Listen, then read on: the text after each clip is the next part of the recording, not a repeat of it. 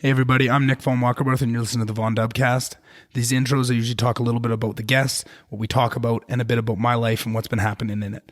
If you want to skip right to the interview, skip to about 8 minutes. If not, buckle up, let's go. Hey everybody, welcome back to episode number 131 of the Von Dubcast. We have Taylor Kelham back on for a second appearance.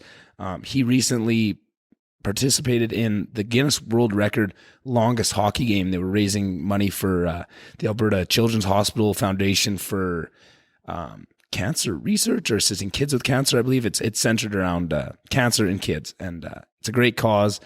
It was a great conversation. It was great to hear about the ins and outs of what they went through. They played 11 days where they couldn't leave the arena. They had to live there, do all their medicals. They played 4 hours on, 4 hours off, and then after a couple, they'd have to do an 8-hour shift, and then they get 8 hours off. Just absolutely bonkers.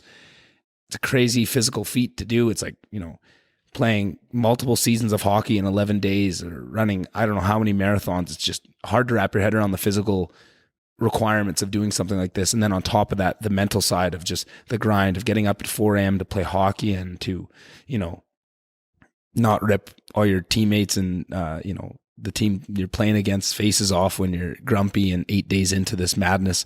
And it was quite humbling to hear, and just everything they went through is cool conversation. At many points throughout the week, way over a week, 11 days, they had lots of families that have dealt with cancer directly come in and talk to the players, and just to hear from Taylor what an impact that had and how not easy it was, but the perspective it gave them and the drive to not give up and to keep going with it. It was really special and really cool to hear, and to know somebody that participated in it was really cool, and to be able to have that conversation. So really big thanks to Taylor for coming on and telling me all about it. And I'm sure it won't be the last time Taylor comes on. Actually, at the end, we bullshit a little bit too about his dad, who has just released a book called Vertical Lift. You can order it now. I'm hopefully going to have him on the podcast towards the end of the month. And his dad has done some crazy things over his life, and he finally wrote a book. And even Taylor didn't know, some of the stories that ended up coming out of it. And he's his son, so I'm really excited to read the book. I have it in my bedroom downstairs. I'm going to read it ASAP, and then hopefully sit down and talk with Big George. He was a really fun member of the Slave Lake community. He had a very distinct voice, and every time I heard him, he would, every time he'd see me around town or at the rink or at the Sports First or anywhere, he'd always pull me aside and, ask me how I was doing. Just a really cool guy. He's one of those, when you're a kid, there's certain adults that you're always excited to talk to, and they kind of treat you with a little bit of respect and talk to you like you're an adult or something like that. And I always really appreciated that in people. So I'm excited to sit down and talk to him now that I am an adult and he's not treating me like one when I'm 6 years old or 12 years old or whatever it was. So excited about that. Other than that, if you could do what I always ask you guys in every intro and outro, and follow the social media for the Von Dubcast, it really helps. And on top of that, we started the first 2 episodes are out now of the Oilers Uncensored podcast, the second podcast I'm doing with my best friend Chase. We break down everything Oilers, what's happening, it will be trades and all that stuff, but right now it's kind of focused on the run up to playoffs, and we're trying to build out segments, and it's, if I can toot my own horn a little bit, it's really fucking good. And I think you guys are going to really enjoy it. Even if you're not the biggest hockey fan or not the biggest Oiler fan, it's a lot of us just being silly and throwing out hypotheticals and, making fun of each other. And it's a blast to record. And the feedback we've gotten so far from the people that have listened to it is really, really positive. I'm really proud of it. So it's on the same feed as the Von Dubcast. If you're finding this episode, you can find that. It's just going to live there for now. If it gets enough traction, we might get its own hosting service and put it on a separate channel, but that costs money. And at this point, we're just going to rock with what we got. We ended up doing a Oilers ticket giveaway, and we're probably going to do more of those in the future. So if you follow the social media channels for the Von Dubcast for now, and I'll let you know if it changes where we start social medias for Oilers Uncensored as well. But yeah, if you could come check it out. Oh, you don't need to bark, you poor little thing. Yeah, that's what I'm excited about lately. And apologies for not having an episode. I was supposed to have a couple recordings last week, and they just fell through. It seems like probably feels like 80% of the episodes I book end up falling through, and it's a little bit frustrating, but it's probably my fault because I'm such a coward and I'm so averse to bugging people or being a burden on anybody that I don't probably put my foot down and I just, oh, it's okay. It's okay. Like we can do it another time. And even though inside I'm dying and that's on me. And I was, having a really, really great couple weeks, some really fun things happen in my life that I wanted to bring to you guys. And, I tried to sit down or had a bit of a tough time, like what I've been dealing with, the breakup stuff and the dog and passing her off. Had a kind of a tough night, Friday, Saturday there or not Friday, Saturday, and then Sunday morning. And also my voice, I've just been battling. You guys can probably hear it and you'll hear it even more on the episode. It's barely there. I've been just trying to get it back, but I was on Sunday trying to record a solo episode about everything that's happening, but I was just such a dark place. And then, my dog got her hands on a toy that was ripped apart by Chase's dog while we were doing the Oilers podcast, and it was an octopus. So there's a squeaker in each fucking arm and the head. So I'm sitting here recording and I had to pull each and every one, all fucking 8 arms out of her mouth. And I was frustrated and I'm coughing and I'm just trying to get my voice and it's cracking. And I'm trying to talk about these, kind of sad things and these frustrating things. And I just couldn't do it. And I ended up, breaking down a little bit. I probably should have saved that episode. I mean, it was probably for posterity if, some point to look back in the future, because it was, pretty emotional, but I just kind of gave up and quit on it. And I apologize for not having an episode. I hate missing a Monday for you guys. I know there's some people that have told me that they really love it, to go to work on Monday, to always have an episode. I always want to have one for you, but you know what? I'm going to take a Malachi on that one. And I got one for you guys on Tuesday. So, and actually this is one of those ones, I mean, me and Taylor had talked before, he set out to do this, this world record game. And we knew we were going to do a podcast. We were thinking about doing one right in the middle of it, but, just didn't end up working out. And, talking to him once he actually went through it, it probably would have been crazy to think that, but he saw the post I made about not doing an episode and he reached out and said, hey, how about we fire one up tomorrow night and we'll get an episode for you. So another big thank you to him. That means a lot to me. The people around me know that my attitude and my demeanor is very different when I have a podcast booked and when I don't. So that means the world to me. And yeah.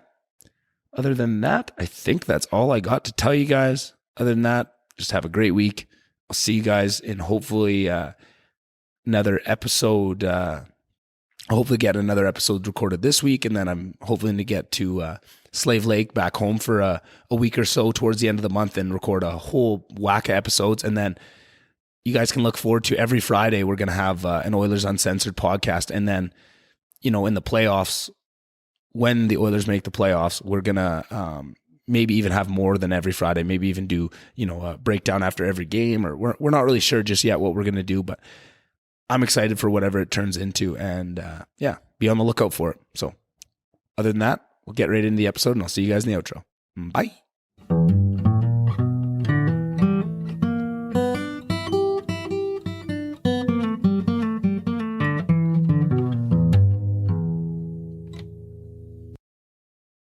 All right. Well, thanks for being here, Taylor. Yeah. Thanks for having me. I guess I'll just start off to the listeners. Apologies for my voice. I'm just getting it back. I spent all day just chugging teas and trying not to talk too much so I could get enough to talk to, but wanted to get you on and talk about the big experience, the world record hockey game. How was that, my friend? Yeah. It was a wild ride. It was extremely humbling experience. I bet it was. And I bet you got to see a wide range of, because all the different guys going through it, so an experience like that, get to see a lot of different guys in a situation where they're pushed a little bit. Hey, you probably got to see a lot of different reactions. There was a lot of highs and a lot of lows. Yeah, there was definitely some mental struggles for a few guys, for sure. Me included. I had a day where, I shook my head lots and was wondering what I was doing there. And So maybe just for the listeners, maybe do you want to just give a breakdown of what it is you guys did, and then I got some questions about kind of how it all got started. But maybe just before we get into that, talk about the actual event and the logistics of it. Oh yeah, it's a long one. So the list from Guinness is like 40 pages. The rule book was crazy. So some of the big ones are you're not allowed to leave the rink. Right. All the people that are playing in the game have to stay. Gotcha. Yeah. So we ended up sleeping in the gym, that was attached to the rink. Yeah. Everybody got about a 12 by 12 kind of cubicle with, partition for walls. So it was nice. It was pitch black in there all day, all night. So it was, for me, it was easy to sleep. For some guys, not so much, but so you couldn't leave the rink, which was a big one. Max 40 players. So Max 40 players. Yeah, 20 per side. And once the puck was dropped to start the event off, there was no subs. Wow. There was no filling in. There was no spares. There was no nothing. If someone went down on white, blue couldn't go fill in. Yeah. And vice versa. So it was tough. And the game had to be continuous flow. So there was no 5 guys standing on the boards having a bullshit and drink of water or anything like that. So it was full regular hockey game rules, icings, offsides, penalties, face-offs, etc. So it was once the clock started, it didn't stop for 261 hours. 261 hours, and that was 4 hours playing, 4 hours off, 4 hours playing, you said? Yeah, so the way the schedule worked, each team was divided into groups of 4. So 5 groups of 4 per team. You played roughly 4 hours on the ice, 4 hours off the ice 5 times. And then you got 8 off. Gotcha. And then you played for 8 on. Yeah. Oh.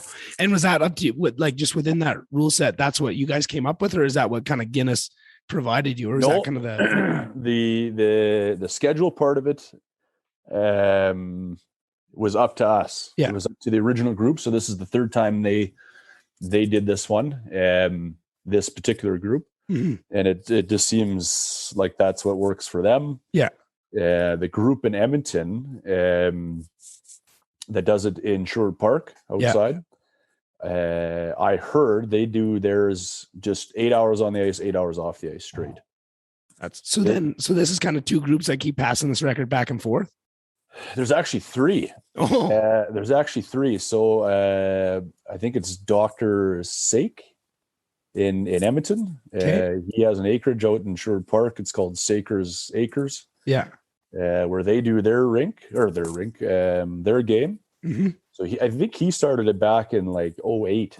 Wow. And the record wasn't very long. I think the record might have been 48 hours. I don't know what it was. It wasn't very long. Wasn't 11 days. Wasn't 11 days. So they, as things progressed, I think they did it 3 or 4 times before the Oil Olympics group in Calgary did it. Yeah. And of course, the whole thing is geared around fundraising for cancer, right? So I believe Brent Sake lost his wife to cancer. Mm-hmm. So that's why he started that one. And then the group in Calgary, there was a little girl in Chestermere that was diagnosed with cancer. So some family friends, and they started this one. In 2012 was their first game. Mm-hmm. And they did it again in 2014. And then there was a group in Buffalo that reached out to our group, the Oil Olympics group, in 2016, I think, 2017. Yeah. And they started one, very similar situation. I think that gentleman's wife had passed away from cancer. Yeah. So they started one. They did one there, and they raised, a pile of money. Yeah. And unbeknownst to us, and again, unbeknownst to them, they had planned theirs and just set the record in November of 21. Right. And again, they didn't know, we didn't know. Yeah. We were planning ours the whole time. Yeah. And, we had ours planned for, March 30th to April 11th. So unfortunately for them, they didn't get to hold the belt very long. They did 252 hours, I think. And you guys did 261? 261. So the reason, everybody was some guys were kind of bitching and moaning, what the hell are we doing for an extra 9 hours out there? So I think you have to break it by 1 hour. Right. That makes sense. I think is a rule. Well, we wanted to do ours ending at 5:00. So it was on the news.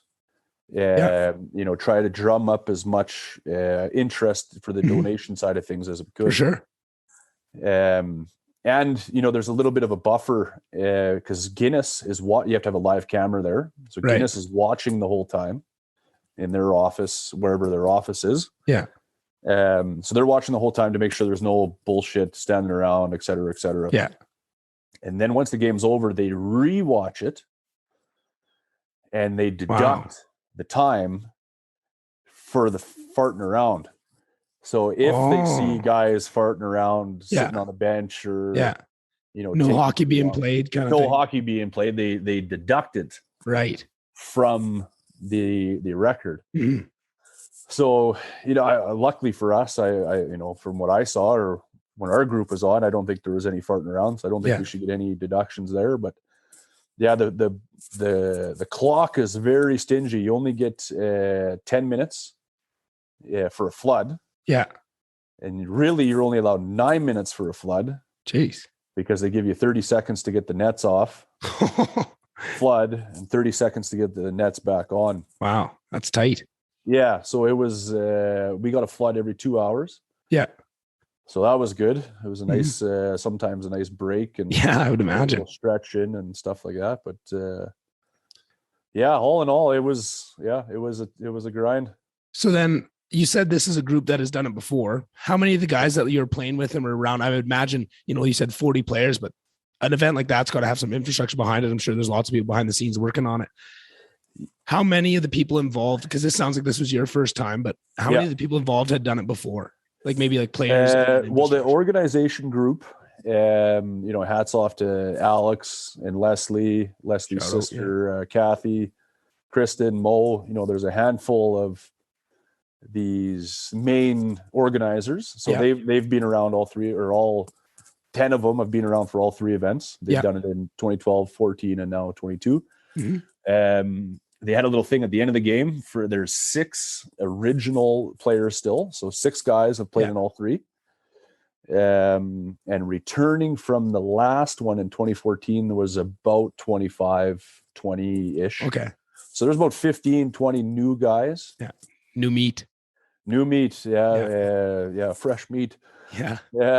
It was a culture shock, I think, for a lot of guys. I can imagine like that.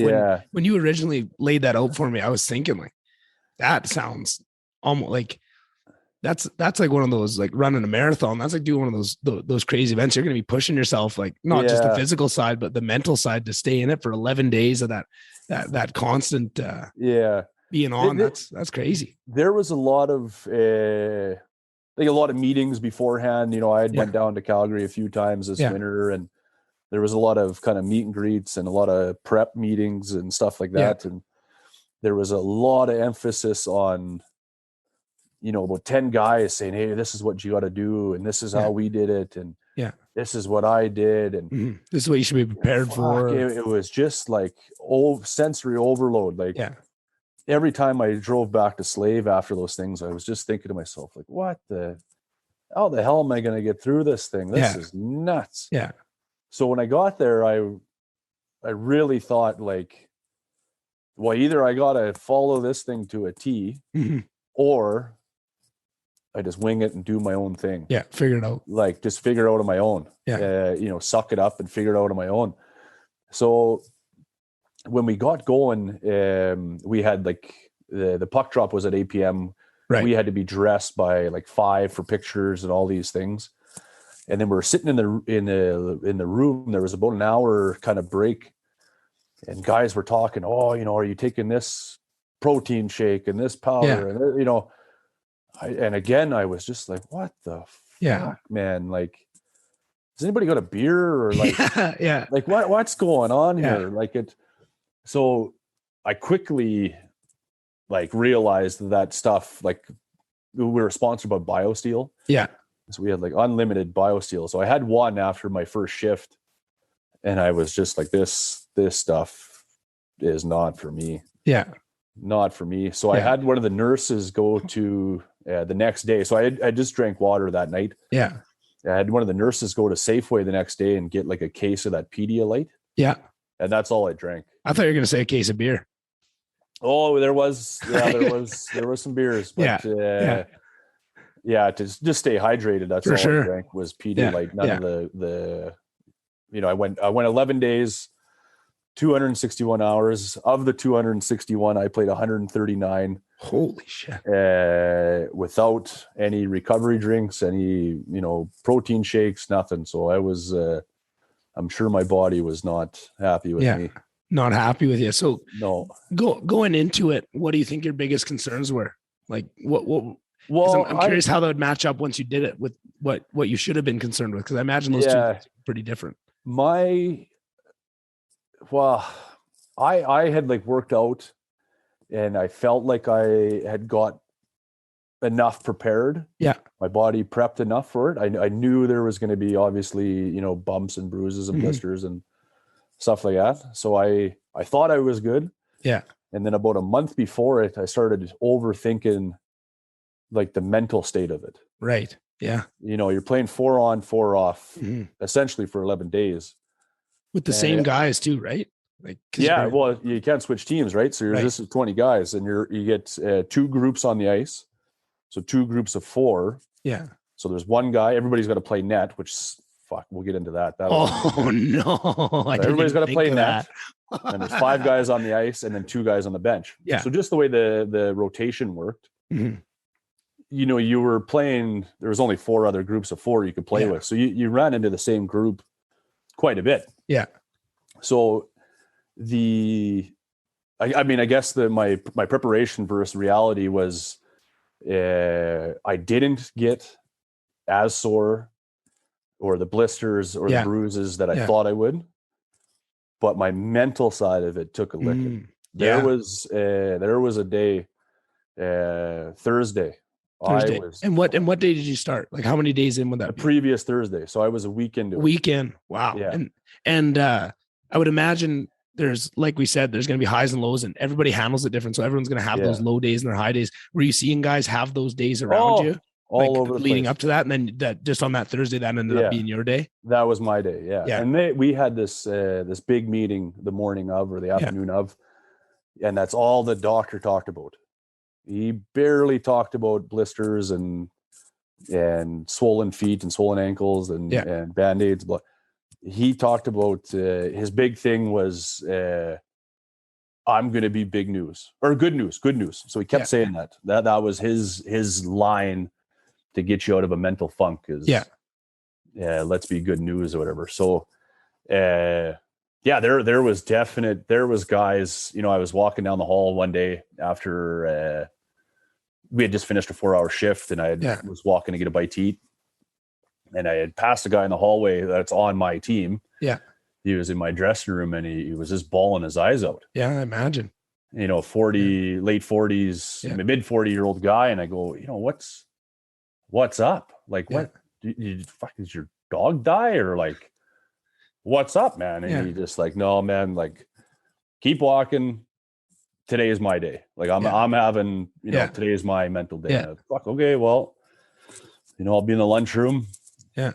If you need anything, pat on the back, even whatever. So there was lots of lows. My day, it was so I tried to FaceTime or call home. Yeah.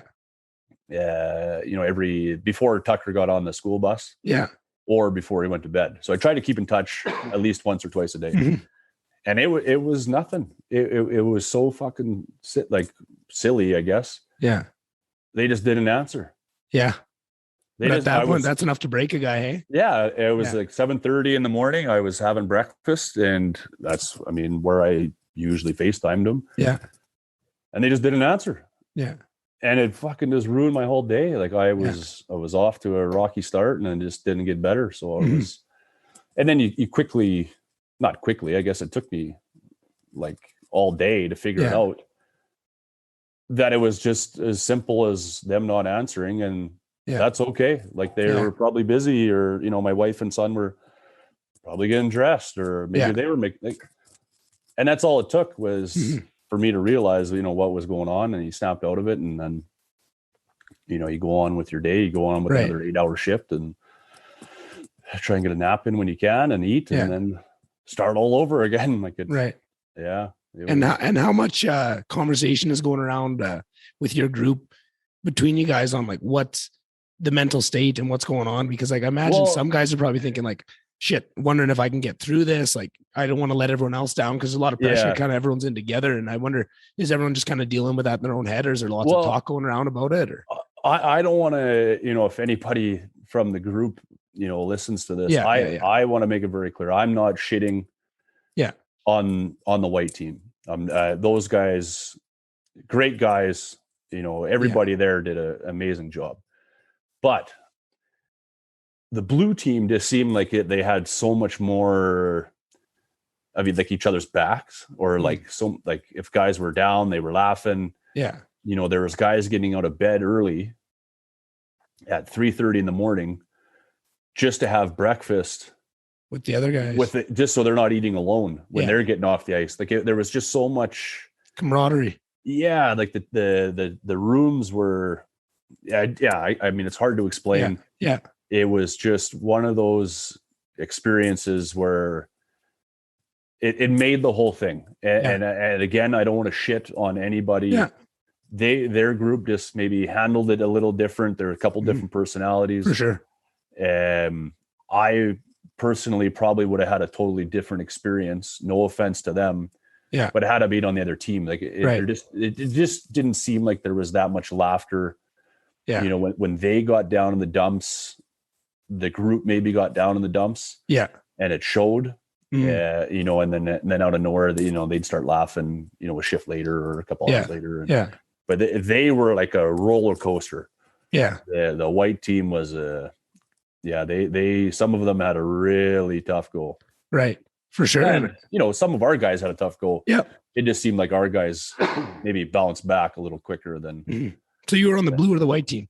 I was on the blue team. Gotcha. Okay. That makes sense. Right. Yeah. So, and when you talk about a roller coaster, right? Like the lows is kind of what we're going through, but there's probably some pretty high highs too at some point, just like going through an experience like that. Like what were some of the bigger kind of high watermarks of the whole experience? The easiest thing, and our group or our guys is me, I always tell guys it was really easy to suck it up and deal with the pain and the funk when you meet the families that you're raising money for. Right. Right. And was there families coming in? Like, was that part of there was probably a family every day.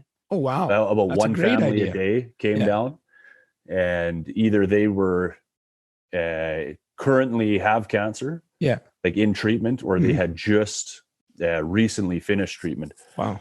So those are the kinds of things that, my back wasn't sore that day. Yeah, exactly. We met a handful of kids, but one kid particular that, he had a bone cancer. Oh, and they in his femur. So they knocked off his femur, and I believe they took his shin. Wow. And put it in his femur, and then just kind of knocked everything off above the knee. Wow. And he's 6 years old. He's got a prosthetic and he's got a cane. Happier than fuck. Yeah. Yeah. Him and his family I think they brought down A&W that day. Yeah. That's some perspective. Hey? Yeah. Yeah. And it's all like, holy shit. Like this is wild. Yeah. So there's lots of things like that. We met a little boy. He's probably about 8 or 9 now. Yeah. So the money raised from 2014, the research carried on for a few years, and he was diagnosed with cancer, I think at like a year old or 2 years old.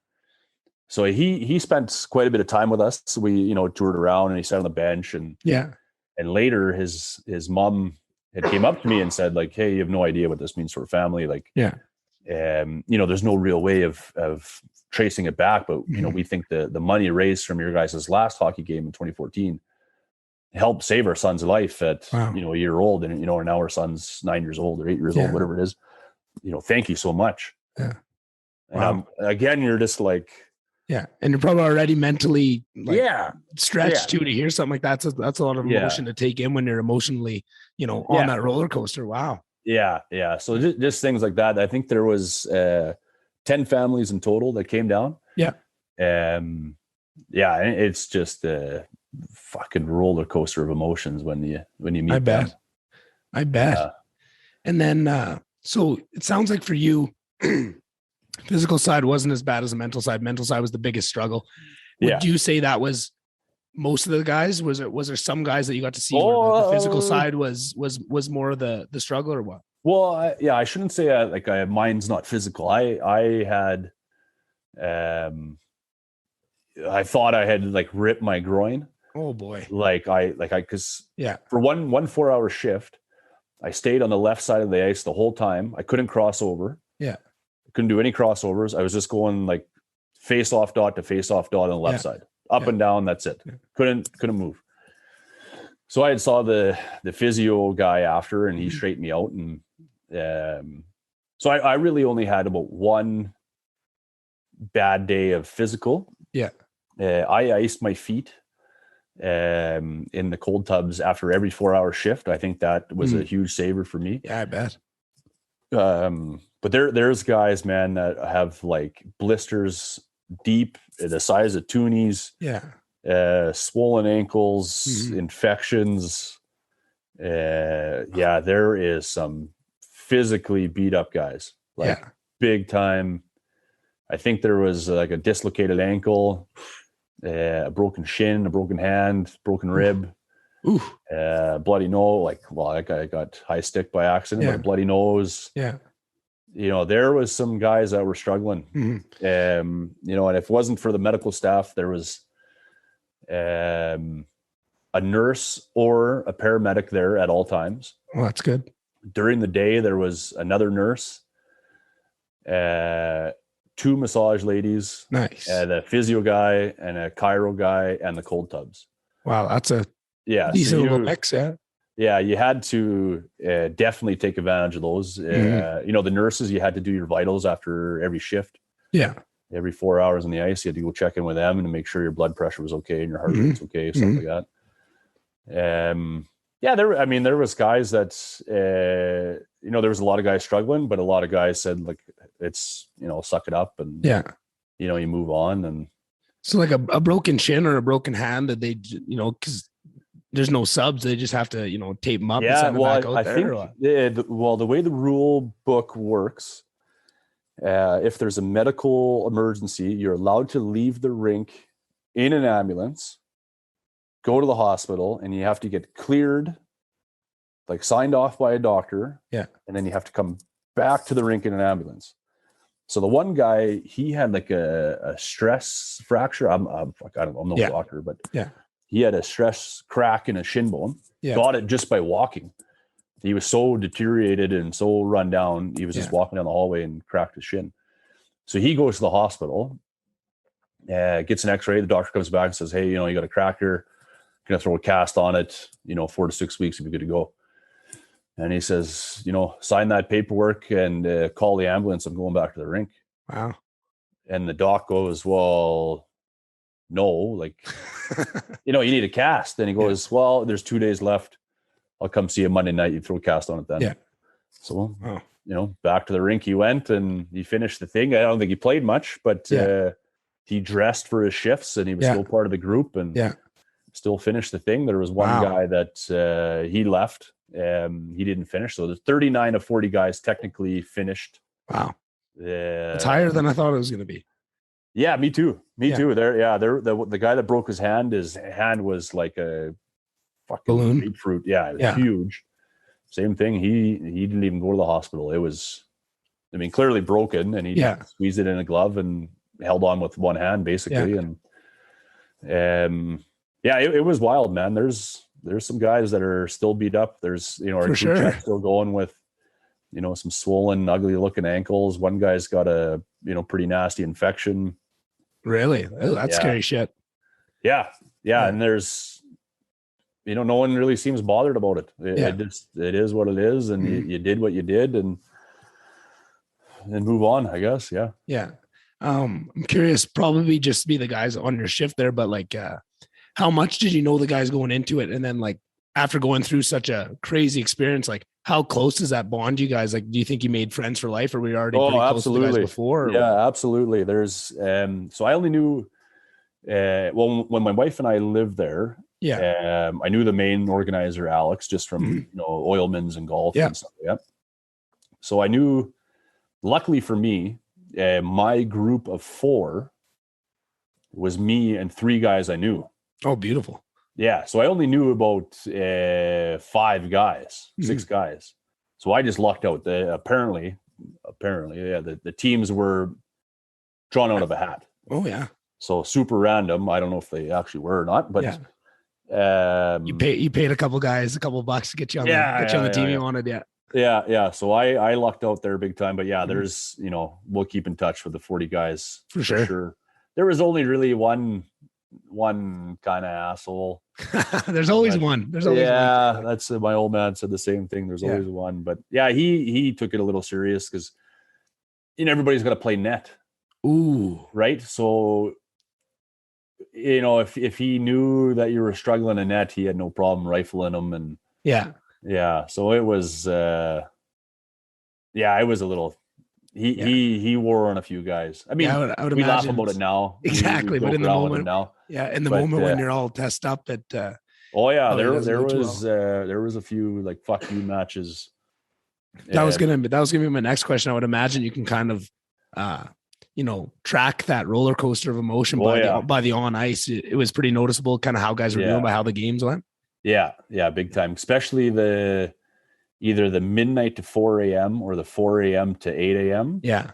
That's when guys were the most like on edge. For sure. So there was a few guys that, you know, just clearly weren't having it, you know, in the middle of the night at 4 a.m. or whatever. So, you know, you kind of make a joke with them, and if they laugh, you're probably good to go. And if they tell you to fuck off, it's don't make a joke to them until you know, maybe 4 p.m. the next day. It's there was a few guys you don't talk to at 4 a.m. So when you kind of figure that out by what, night 2, night 3, kind of which guys those are. Luckily for, you know, I think for the group, I think I was telling my dad about this. The music, they played music the entire time. That is nice. Yeah, that's and huge. It was cranked. That's awesome. So it was, you know, it was easy to sing along to like a classic hit or, you know, whatever, or if it was a techno or a rap song. Yeah.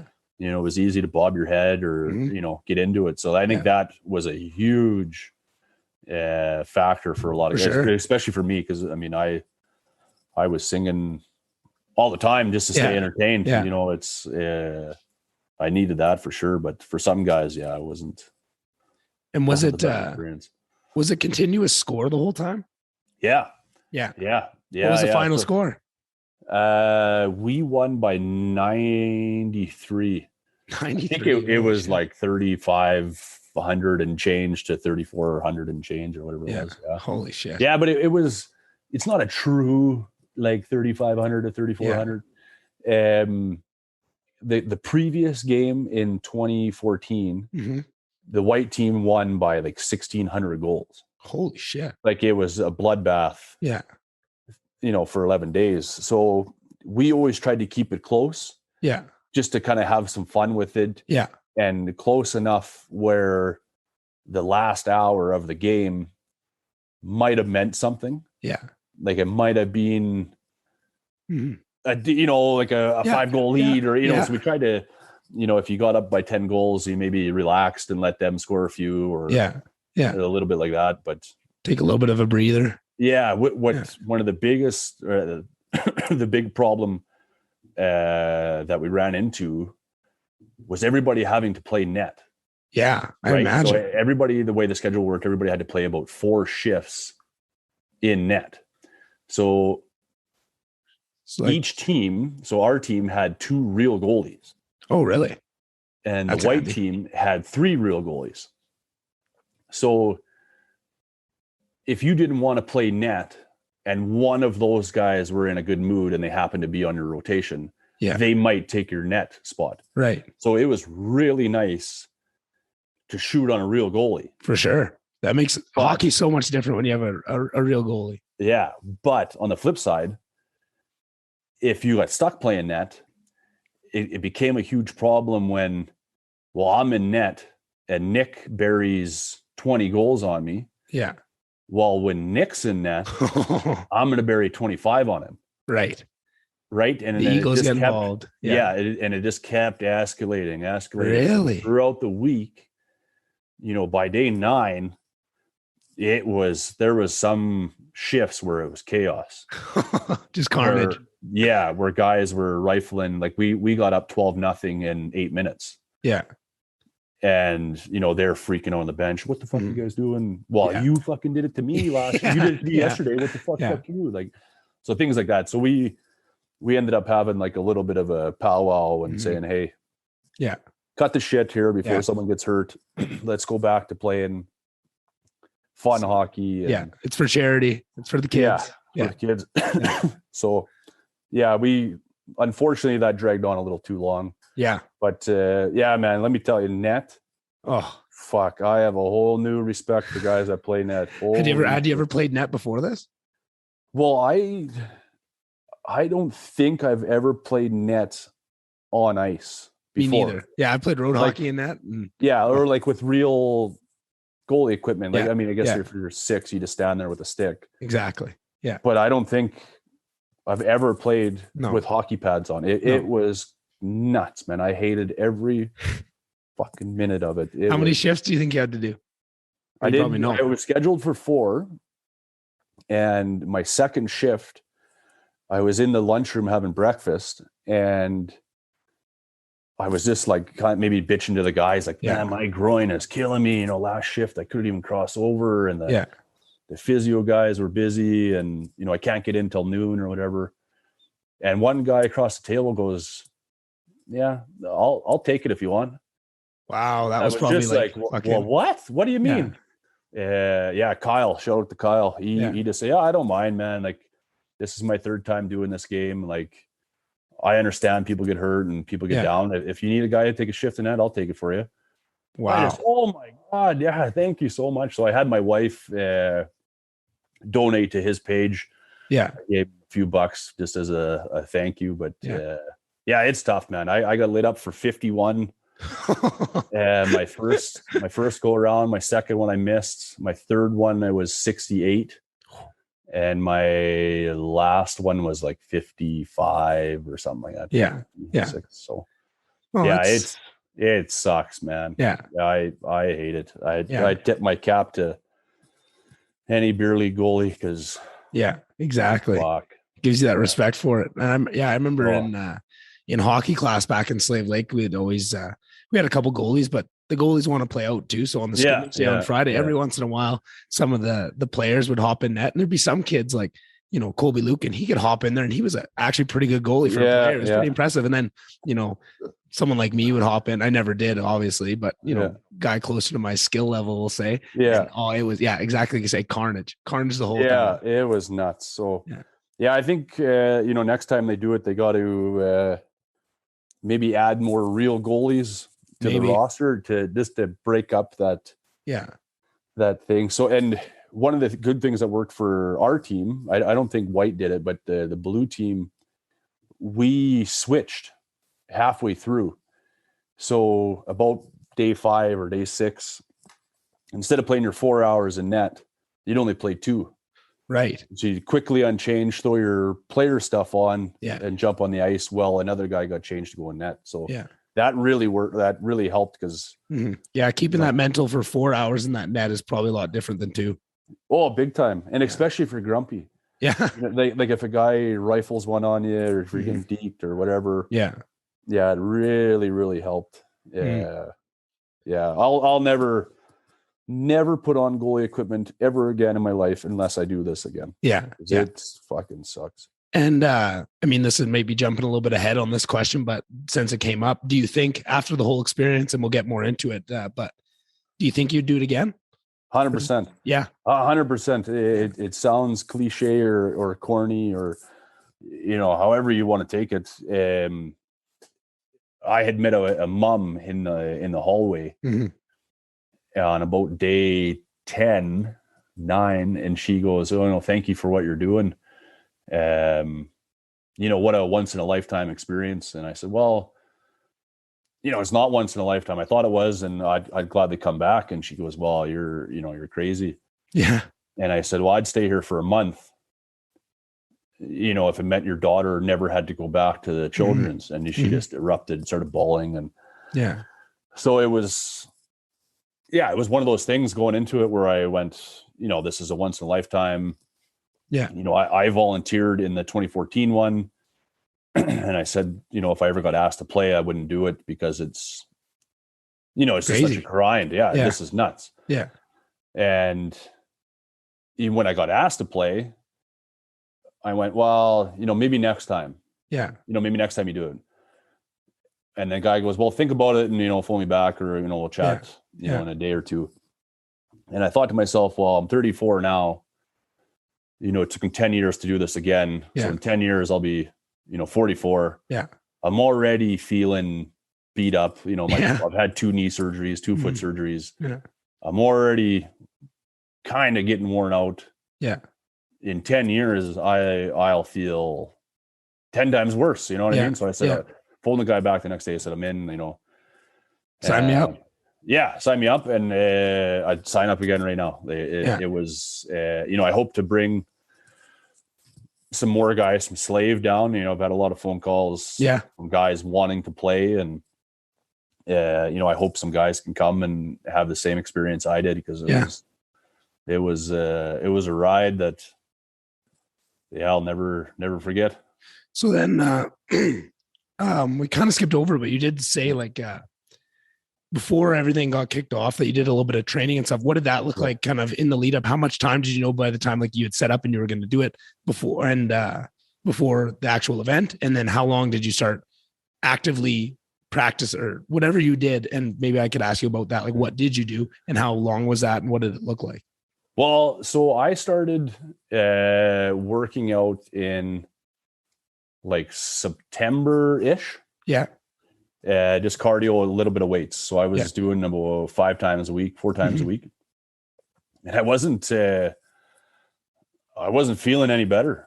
I wasn't I just wasn't. I'm like, well, this sucks. I fucking feel like I'm working my ass off and I'm not getting anywhere. Right. So after Christmas, I just cut out pop, junk and beer. Oh, that's a tough one. Yeah. Cold turkey on beer. And I fucking felt unreal. Yeah. So I lost a bunch of weight. I lost about 23 pounds. Holy shit. That's a good chunk of weight. You're not that huge guy. Wow. Yeah. So I wife was old lady is probably pretty happy too. Oh yeah. Yeah. You bet. Extra cardio. Yeah.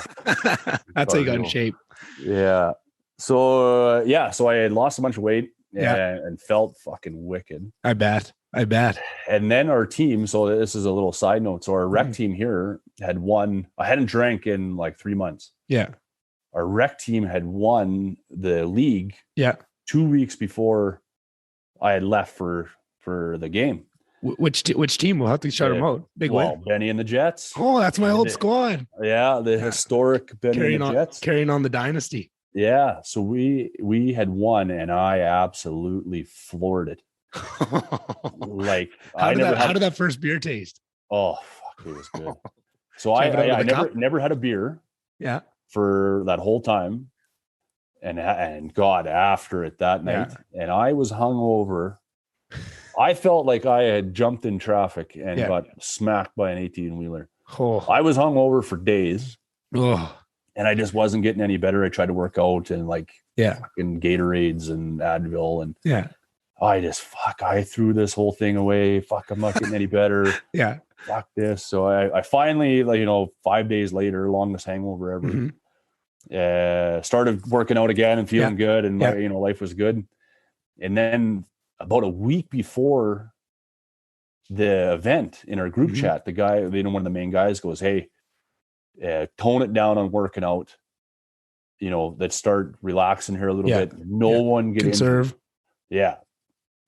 No one get injured. So it turns out there was a little rumor that one of the guys had signed up, and one of the main guys, super nice guy, hurt himself working out. He had broke his ankle working out. Oh shit! So that's why they didn't want anybody to get hurt. But he he got in an accident. That's what the real story what happened. Right.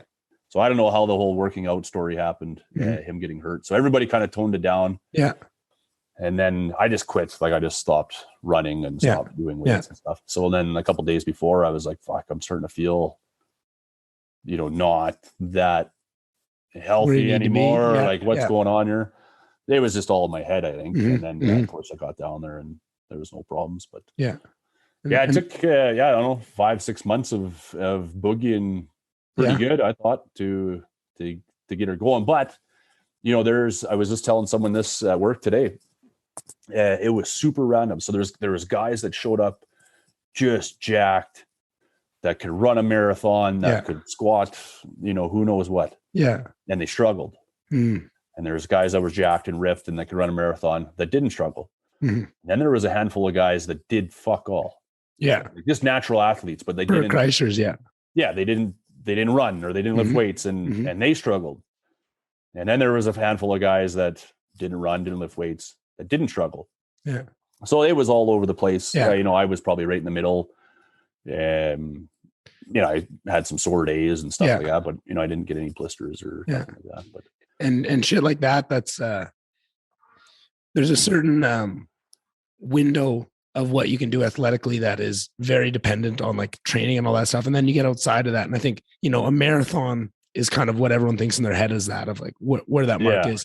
But something like this goes way beyond that. And that's when it starts to get mental. That's where I was curious of kind of what you had thought going in versus the physical versus the mental side. And then how it ended up stacking out with those guys, because it doesn't matter what kind of, you could have muscles on your muscles, but when you're exactly this thing and you miss your family and all this other stuff, and maybe just one thing can set you off. It doesn't matter. Those muscles aren't going to help you, right? They're not going to get you through. And that's where, I think that thing for me was like 60 mental, 40 physical. Yeah. Like it was, it was tougher on my head than it was on my legs, kind of thing. Right. Yeah. That's kind of what I figured when we did chat a little bit before. I was like, man, like for sure it's going to be hard. There's no way the physical demand of what you're about to do is going to be crazy. Yeah. Don't get me wrong. Everything hurt. Everything hurt. Your earlobes are sore. Yeah. At one point during that fucking adventure, everything hurt. Mm-hmm.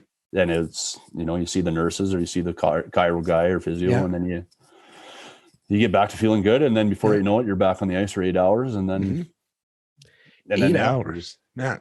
Yeah. So those 4 hour shifts are crazy. And then every once in a while you pull an 8 hour shift.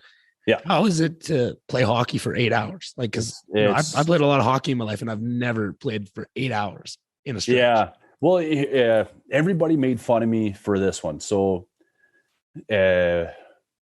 my 4 hours on the ice, the first day or first 2 days, maybe a day. When it was my turn to sit on the bench, everybody got about 10-minute break. Yeah. When it was my turn to sit on the bench, I was just sitting there having water or whatever. So the first day, my feet are fucking killing me. Like, this is day one or, 36 hours into this thing, 230 more to go. Like, so I just took my skates off and sat on the bench and had a cup of coffee or water or whatever, and then put them back on and went and played for another half an hour, 45 minutes, and get back on the bench, took my skates off again. Yeah. And I went, holy fuck, like my feet don't hurt anymore. Yeah. So I kept doing it, as the days went on, and everybody started making fun of me. Like, you're going to get 2 world records here, one for the longest hockey game and one for the most times lacing up your fucking skates. Or everybody was laughing. My feet never bit, or I never bitched on my feet once. Yeah. But then there was guys that, they just left their skates on the whole time and then their feet hurt. But the 8 hour part, there was one guy on our team, on our group of 4. He, about 6 hours in, he goes, fuck, I just can't fucking take it. I have to go and change skates or change socks or whatever. Yeah. So he just went in and took off his compression socks and came back out barefoot. Yeah. Dare you discover style. Yeah. Well, I went 30 years of playing hockey, never wore socks. Oh, hated wearing socks. until Crazy I people. went to this thing and started Yeah. fucking wearing compression socks and blah, blah, Yeah. blah. So he came out and played the last 2 hours of his 8 hours in bare feet in his skates. And he got back and, oh, this is amazing. Oh, my feet feel awesome, blah, blah, blah, blah. Yeah. Well, after the fucking 8 hours, he got into the room and took his skates off. Holy fuck. Oh, it looked no. like he had sat in a hot tub for 24 hours. His feet were wrinkly and shriveled and white. And Yeah. oh, it was gross. I bet. So, yeah, the 8 hour thing, man, that's tough. That's a tough go. But I, like in your 4 hours off, if you wanted to have a nap, you had to like unzip, shower, go get your vitals checked. Yeah, get dressed, go get your vitals checked, soak your feet, get into bed for a nap. You'd be lucky if you were in your room, whether you slept or not, but in your room for 2 hours. And then you're up, back to the room, change, back on the ice. Yeah. So I was always eating on the bench. Mm. And I think that helped or saved me some time. Yeah. Because you could order like literally anything you wanted. The cooks there were amazing. You could order, like literally. What were some of the highlights of the food you got on the bench? Or? Oh, Friday night, the second Friday we had, never had it on the bench, but we had a big steak dinner. Ooh, that'd be good. Steak, asparagus, and potato. That was unreal. But on the bench, I mean, the community was so generous. There's people that, just brought out burgers and McDonald's, pizzas, A&W, KFC, sandwiches and fruit and whatever. I mean, it was easy to have a fucking team burger on the bench. Yeah.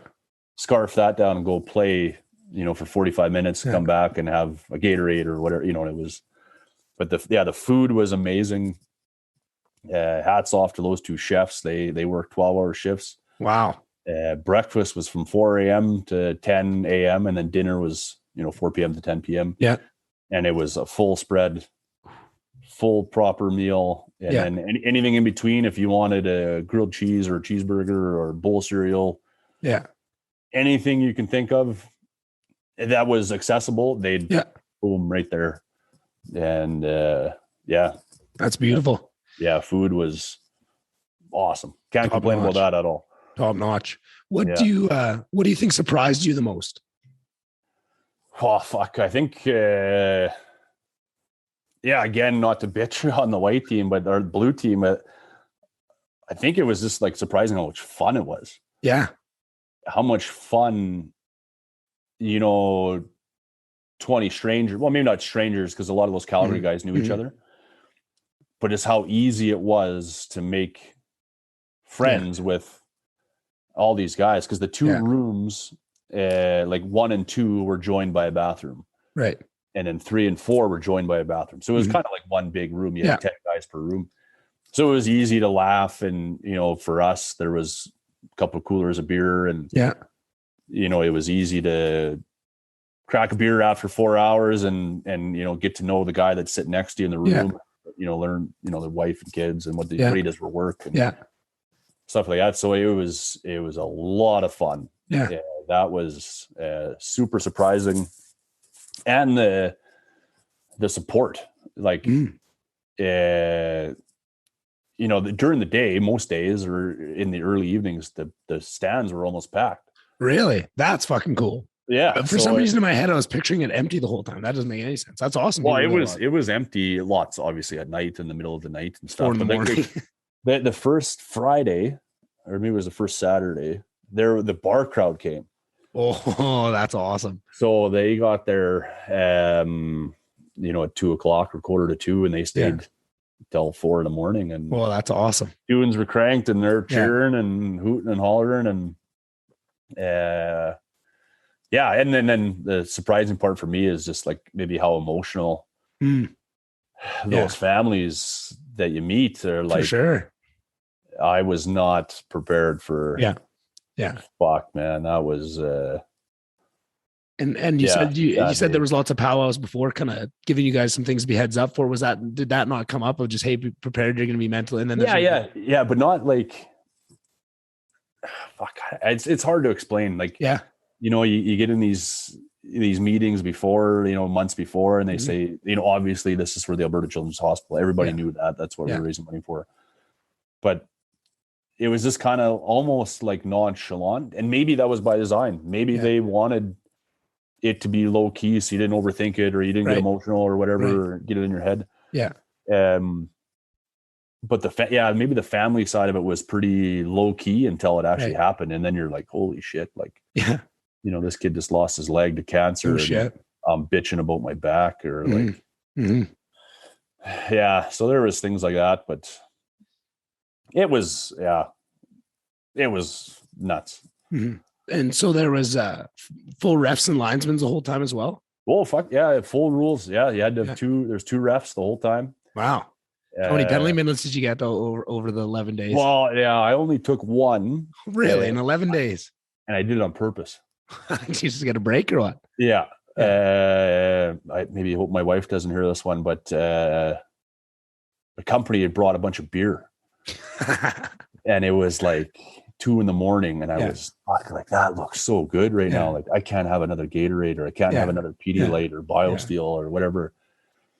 So I was just joking around with the guys and I knew the guy that had brought the beer and I hadn't seen him in years or whatever, right? Because we used to live there. And I said, hey, to the ref on a face-off, I said, hey, what do I got to do to get a penalty? And he goes, well, he was kind of being serious. Obviously you got to take a penalty, you got to hook someone. Or so they had won the draw and they had broke out and there was a little bit of a partial break. So I just fired my stick like to try and get him off the breakaway. Yeah. Javelin style. Yeah. I just whipped it at him. And then of course, the arm goes up and he's that's 3 minutes. Can I have 6? Like, exactly. Give me a double. Yeah. Team me up. Yeah. And he didn't really get he's a good guy or whatever, but he just said like, I skated to the bench and I said, hey, Devo, where's the cooler? Kind of joking around. And he said, oh, you're supposed to go to the penalty box. I said, yeah, I know. It's fucking 2 a.m. Yeah. Let me grab 2 beers. I'll be right in the box. Yeah. Like it was just one of those things. So I had a quick bullshit and a quick sip of a beer and then back out playing again. So nice. Yeah. There was a few penalties though. There like when things got heated. Yeah. When a couple of guys get pushing and lose their tempers a little bit. So there was some legit penalties and then there was some where guys just like, hey, I'm gonna hook you on this one. Yeah. Right in front of the ref. I just need 2 off or 3 off for the penalty. So it was I wonder if they kept stats the whole time. I wonder who had the most penalty minutes the whole time. Well, the previous one in 2014. So I'm not sure what the rules or someone tried to explain it to me because in 2014 there was a guy that was trying to break one guy of the 40 trying to break the record for the most goals scored in a game. Right. So I think in order to do that they had to have full game sheets. Yeah. So this year there wasn't anybody trying to set a record.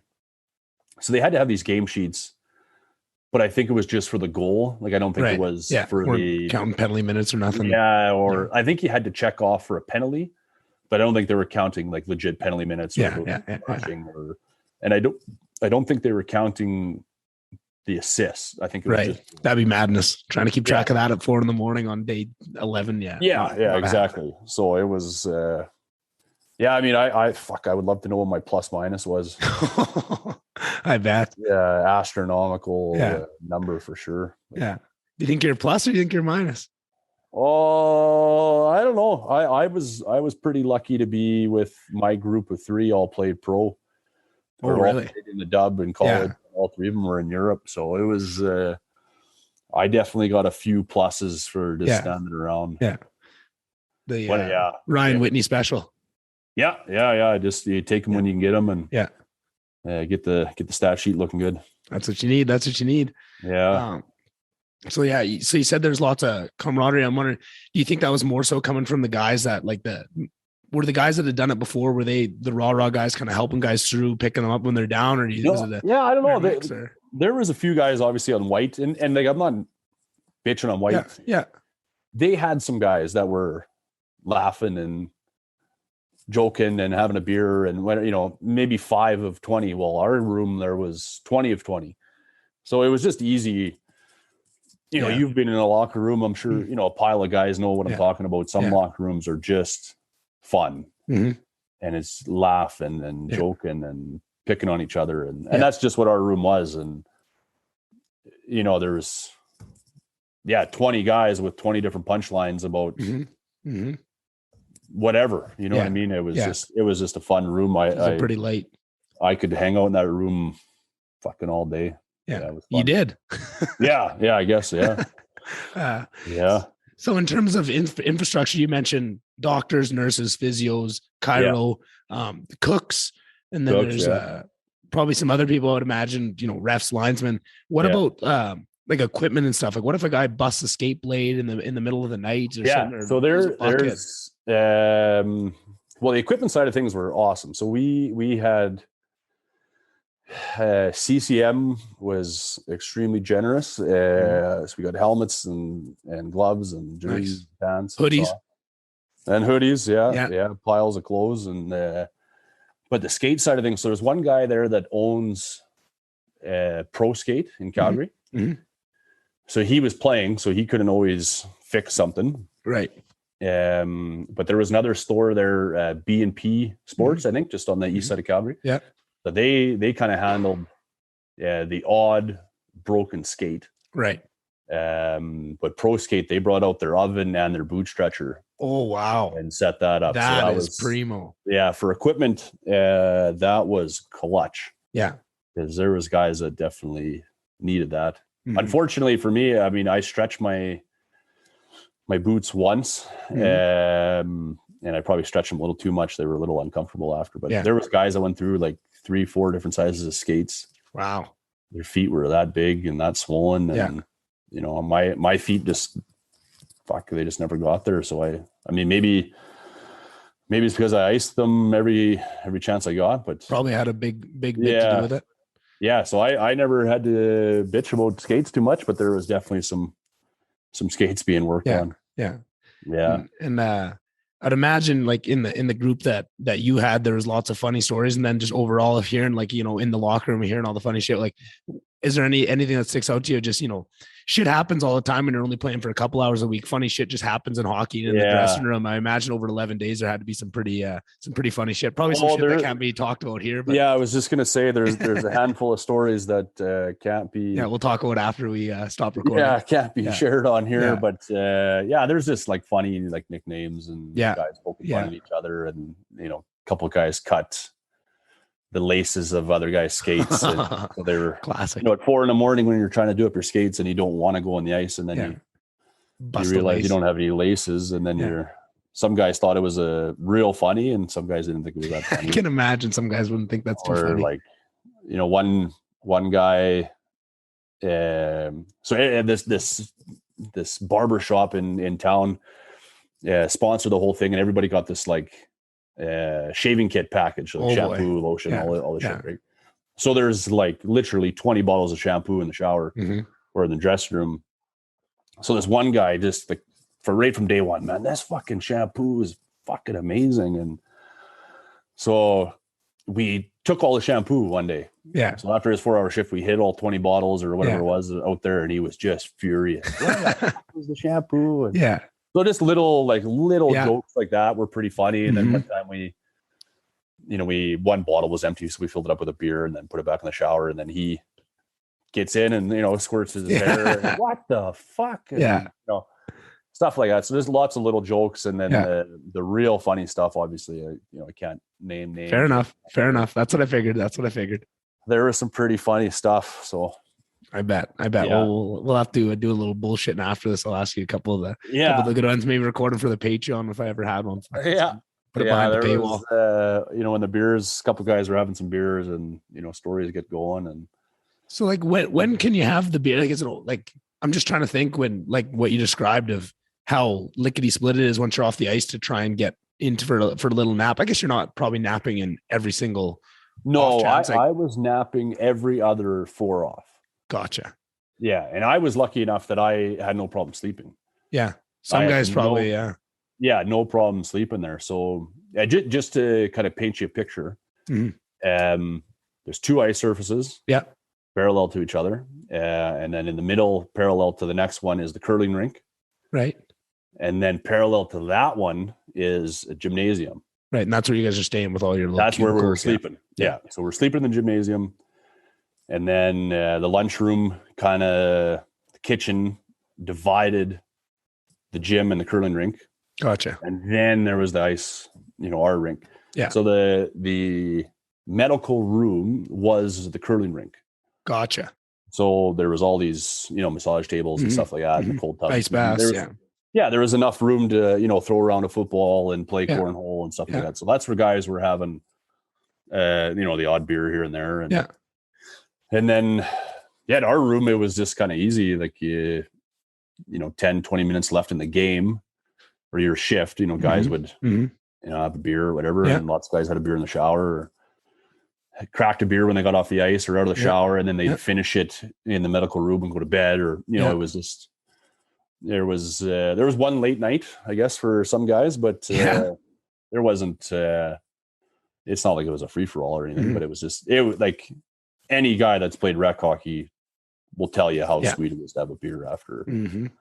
Yeah. So it was nice to, we were lucky enough, our group, that it almost seemed like we had an unlimited amount of beer. And beautiful. How many beers do you think you drank over the 11 days? Oh, well, the one night we had a late night. So I was probably having a beer, I don't know, like 1 or 2 beer a day. Yeah. Beer a day after like a shift. Nothing crazy. Nothing crazy. And then one night, our last night, we got off the ice at 4 a.m, and it was all over the next day at 5 p.m. So we had a late, we had 8 off, and we sat in the room for a while, and then our team sat in the stands and watched the other blue team kind of keep going, the 8 guys. So there was some beers drank that night, but it was fun. I mean, nothing crazy, and nothing you can't get that crazy, right? You're still within the confines of what you're doing. Yeah. And if you imagine if you got loaded on like the third day, you'd be just hooped. Yeah. 4, 5, and 6 are going to be a tough. Yeah. So there was nothing like that, but it was nice to have a fucking cold beer after some of those shifts. And it was really weird. I was telling my wife about this. It was so fucking weird, like having a beer at 8 a.m. Yeah, I bet. Yeah. But you had just been up for like 28 hours or whatever. Like and you had just played 4, and then you had played 8 before that. And and then you realize, like, holy fuck, it's 8 a.m. Like, I'm going to go have toast and jam and a beer, or like, So weird those mix. Kind of things, like your clock, that's another thing. Your clock is fucking pooched. Yeah. So the first day we started at 8 p.m. So everybody played for an hour, or like 20 minutes, half an hour, whatever you want to stay out for the first stretch. Yeah. But that was part of, getting into that. Right. Yeah. So our first technical shift was at midnight. Right. So I had got up that day at like 7 o'clock, and then went to the rink and did all that stuff and took pictures and all the pregame stuff. Yeah. And then played at 8 o'clock for 20 minutes. Yeah. Went and had a bite to eat, played at midnight till 4. And then I didn't go to bed, didn't get any sleep until the next evening at like 6 p.m. Wow. I finally got so it was well over 24 hours, almost, 30 hours probably. And I didn't see sunlight for 3 days. Wow. Yeah, it was nuts. So like the rink there is really old. There's no like big foyer or big. Yeah. So just kind of the way the shifts worked, I just never got to look out the door window. You weren't allowed to leave the building. Right. And the main door, you'd have to go out of your way to get to the main door. Yeah. So just why would you kind of thing? Yeah. So I was sitting there one day and I was walking down the hallway, and it just happened to be the way the sun was rising. Yeah. There was like a reflection through the door onto a wall, and I went, holy fuck, I haven't seen the sun in 3 days. So I went and stood at the door like, just let it shine on your face. Yeah. It was cool. It was seeing sunlight. That was a cool. That was a big highlight. Yeah, it was a big highlight for like the first 3 days. Was seeing sun. So you said your schedule's pooch, but like the human body is amazing at adapting to shit. Like, did you feel like, was there a certain amount of time where it felt like you kind of snapped into it, and it's obviously still going to suck, but you're kind of used to it, and Yeah. you get into the rhythm of it? How many days do you think that took? Probably halfway through. Halfway through, hey? Yeah, because maybe like day 4 or 5, I was starting to get sore, and I think my clock, I wasn't getting any sleep right at the start because I was like excited and I was there, and I just wasn't getting any sleep. But then once I started to nap, I tried to keep my AM and PM the same. So I would only try to keep my second 4 hours off. Yeah. I try and time it so I had a nap at like 8 p.m. Yeah. You know what I mean? So I think I did a decent job at keeping my clock relatively normal-ish. But there was fucking guys that were like zombies. I bet. Like, just weren't sleeping. Oh. Their clocks were destroyed. There was one guy in a room. He had missed a whole fucking day. In his head, he had missed more than a day because he thought it was 7 a.m. and it was actually 7 p.m. the day after. Holy shit.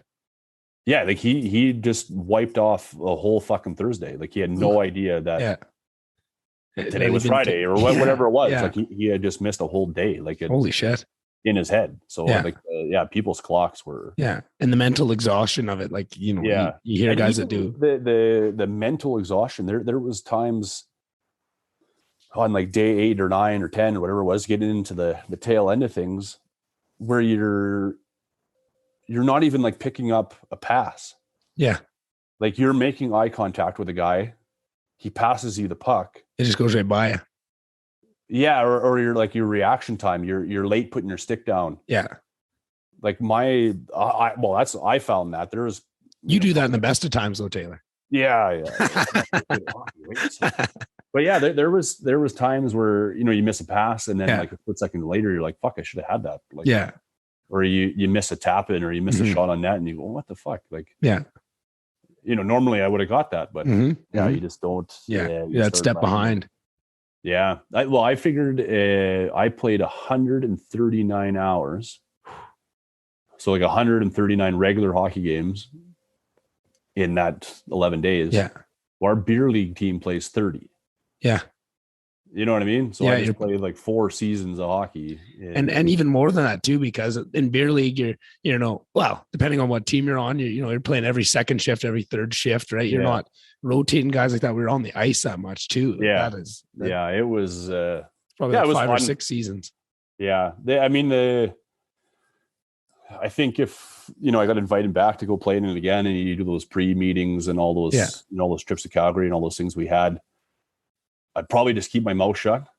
Like, I probably wouldn't give any feedback on, because it's so different for each person. Yeah, it's so different for each person, and it is what you make of it. Yeah, if you go in there grumpy and fucking miserable, and you're probably going to be grumpy and miserable. If you go in there laughing and joking, probably gonna have a good time. Yeah, I probably wouldn't be the guy to say, hey, this is what you need to do, and nap here, nap there. I mean, if someone asked, I'd say, this is what worked for me. But I felt overloaded. Yeah, with those hearing all the shit and hearing all this shit, and eating and sleeping and fucking water and blah blah blah. So you're gonna have to figure it out when you get into it anyway. Yeah, you just go with it. You just you just go with it and figure it out as you go. And did you get testy with anybody on the ice or what? At any points, did you lose get the wires crossed? Yeah. Just one time though, that guy I was telling you about, that was a little serious there. He was,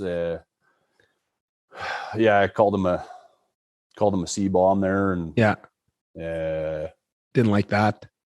Yeah, well, he kind of thought it was funny. Like we were kind of picking on each other a little bit. Like, he had rifled the one on a guy that he probably didn't need to rifle it at him. Yeah.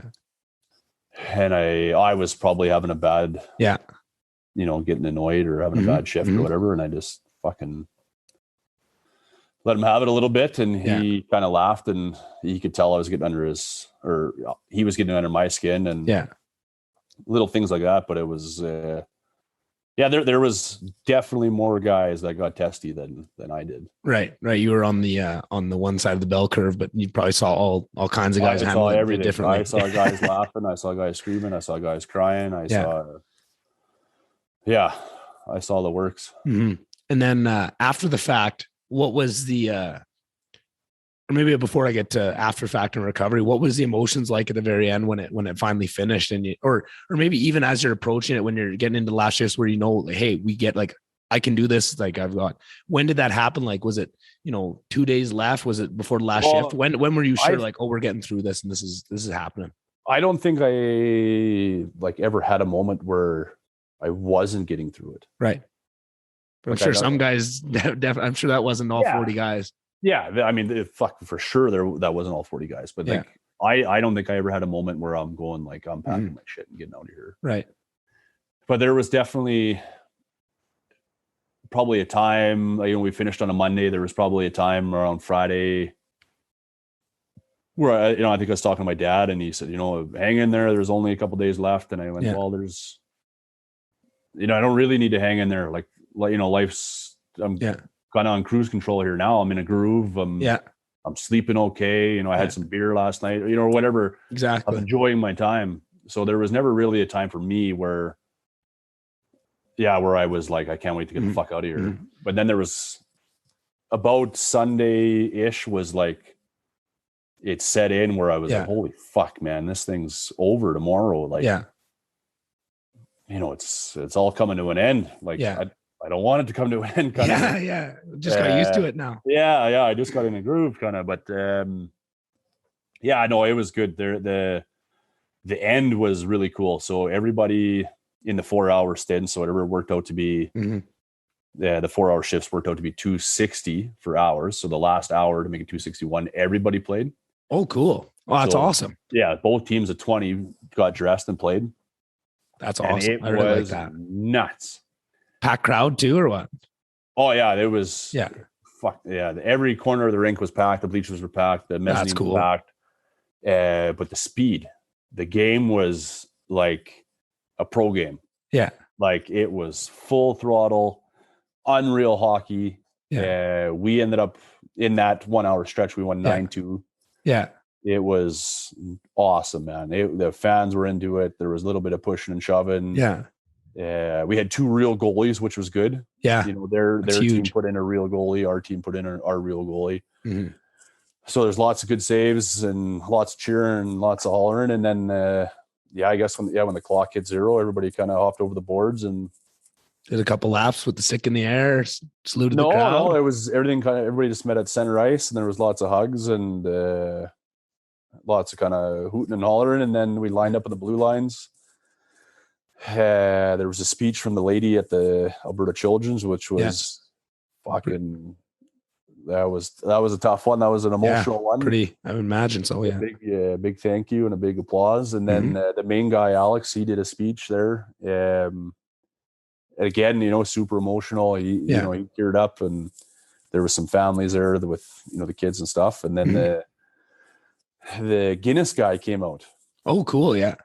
So the Guinness guy flew in, and unbeknownst to us, you got to log all this stuff. All the volunteers had to sign like a waiver and like an oath, I guess, saying this is legit. So he had to go through binders of paperwork and review a little bit of the tape and stuff. So he came out and did a speech.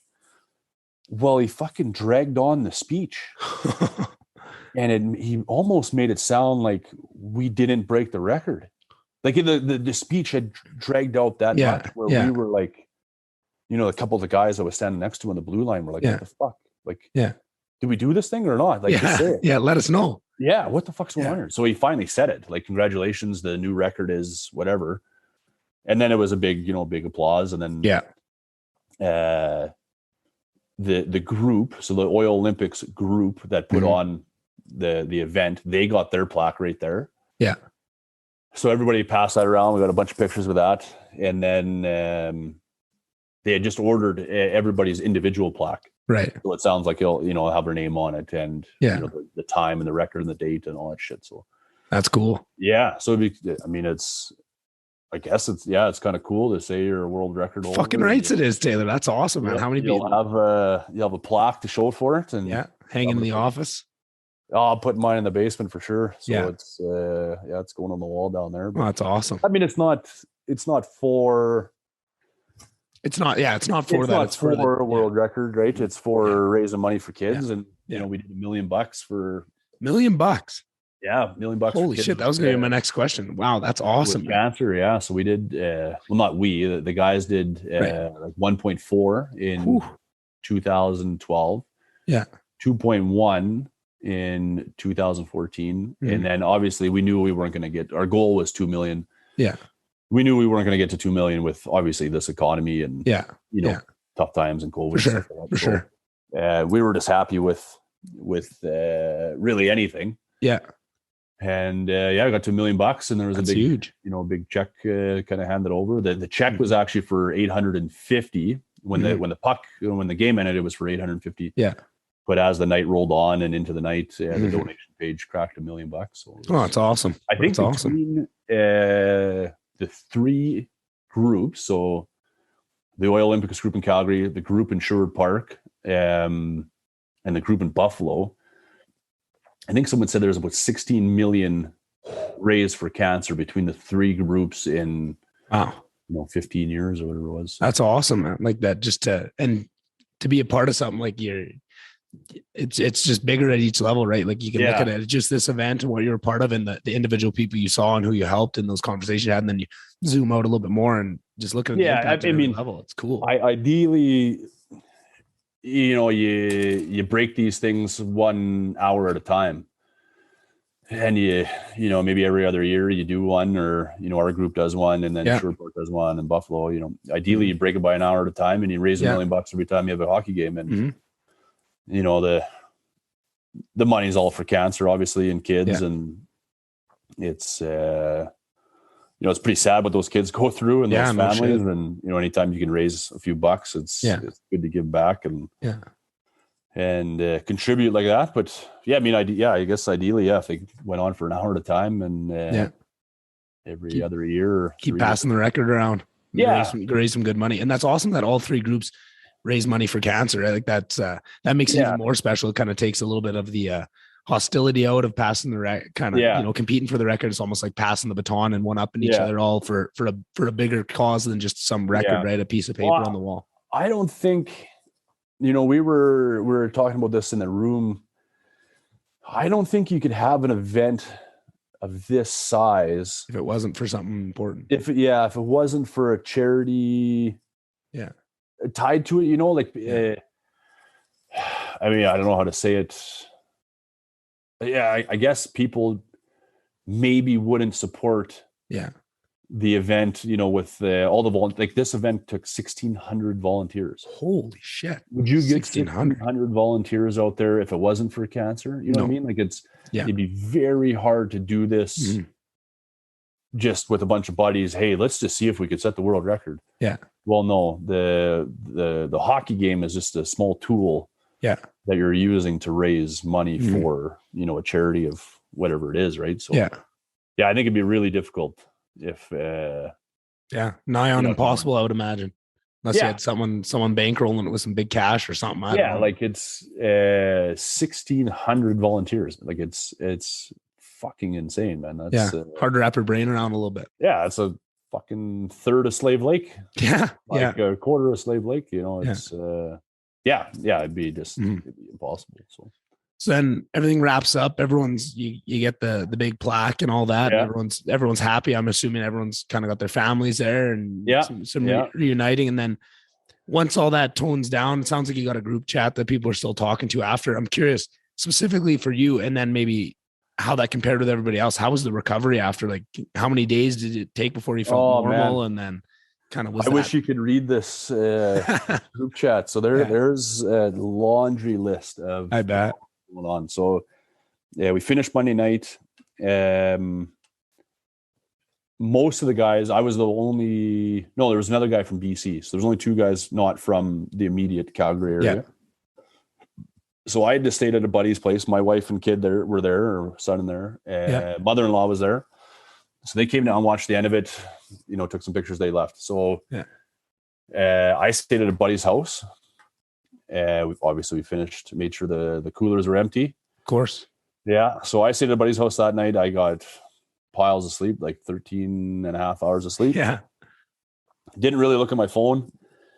Made it back to Slave on Tuesday night. And then I started looking at my phone, like laying in bed. Yeah. And there's fucking people. Oh, this hurts. This hurts. This is broken. I got this infection. Yeah. Guys were taking pictures of their feet and putting in the group chat. And it's crazy. I think there's like a handful of like broken feet. One guy's got a pretty serious infection. Yeah. The broken hand, and guys' sleep patterns are all messed up. Yeah. There's a couple guys with like bronchitis. Yeah. Just from the toll on your body. Yeah. Yeah. And sleeping, in a room with 40 guys. Well, not all at the same time, but sleeping in a big gym. There was, good air circulation, fans and stuff like that. But some guys can only do so much. Yeah. Yeah. I'd say I got home. Well, after Monday night, I got home Tuesday. I probably didn't like fully get back to a proper sleep cycle till probably Saturday. Yeah. Friday, Saturday. Yeah. So there's wild. Yeah. There's some, the pictures are nuts, man. And the funny one. So last week, I'd wake up in the morning at, 7 o'clock or 8 o'clock in the morning. Yeah. I had just slept for 12 hours. Like sleeping no problem. Well, I look at my phone, I look at the group chat, and there's guys wide awake at 4 a.m. or midnight that are having full blown conversations like, hey, I can't sleep. What's going on over there? How's your foot? How's your back? Blah, blah. Guys' schedules are just mangled. Yeah. Yeah. So it was kind of funny to wake up to that and seeing guys that, just can't sleep and they're chatting about their day or like and then maybe less so the physical side of the recovery, but also just something with big feats. I've talked to a couple ultra marathon runners, and they talk about with a big event like that kind of takes up a lot of mental space in the lead up where you're thinking about it and you're anxious about it. And then it's such a big deal. You go through it and you have all these highs and lows. And then at the end, to not have that big thing in your life, it's almost more of a struggle to kind of mentally find yourself again. Did you struggle with any of that stuff kind of after the fact with this big thing off your plate? Not so much. No, not so much. I know guys have been though. Yeah. Checking it on the group chat, guys definitely have been. My wife made a joke or a comment yesterday that, hey, you've been a little grumpy or you've been a little short or, I don't notice it because I just, it's normal to me, but probably, a little out of whack. And, you got to catch yourself every once in a while when you're about to make a, maybe a rude joke or a funny joke that you would have made in the dressing locker room. You can't do that with your wife and your son or your dad or your mom or whatever around. But it's like when you're in camp for 14 days and you talk a certain way and you come back into society. You gotta check yourself. That's exactly what it is. So I know I'd say I'm back to, I'd say I'm 100% now. So. Nice. Oh, it's good to hear. Yeah. And I would imagine there's some guys that are going to take a little bit longer and they'll get there eventually, but. Oh yeah. I'll see if I can, just while I got you on here, I'll see if I can pull up a picture of this guy's foot real quick. Oh boy. Have to include that in the episode release. Picture someone's blown up foot. Oh, it's like a watermelon. Passage or somewhere. Oh boy. It's man, you're gonna. Oh, here it is. Gonna lose my lunch. Yeah, look at the guys. Can you see how big of a? Holy man, he's got a softball on that ankle. Yeah, it's crazy. And look at this one. So this is a guy's foot just sitting in the lunchroom one day, and I was just like, dude, you're fucked. Like, how are you gonna get that in a skate? Yeah, look at his stretcher. Ankles aren't supposed to bend that way. No. And he kept playing on that? Yeah. Nurses, I think the nurses put it back in and. Yeah, that's dislocated, hey? Yeah. So little things like that. That's just. little things. Yeah. Dislocated ankle. Yeah. So, I don't know. I don't know what it is or how it worked, but I never used a Band-Aid. Wow. I went through a pile of A535, but. Yeah. I bet you that whole fucking room just reeked like A535. Oh man, yeah. There's tubs of it. There was this like homemade tiger bomb. Ooh, that shit is Oh man, dangerous. You got to be I walked careful. into the room and my eyes were just watering. It was, Mm-hmm. yeah, it was pretty bad. Yeah, I always, But that's what guys had to do. for sure. Whatever Like gets you through, gets you guys across the were line. taking like, yeah, like fucking tubes of A535 or tiger Mhm. bomb and just rubbing down their calves or their Yeah. ankles or their lower back. And, you know, that's what you had to do to kind of Yeah. get through the next 4 hours. And then Yeah. you did it all over again, you know, Mhm. 4 hours later. And Yeah. Oh, crazy. yeah.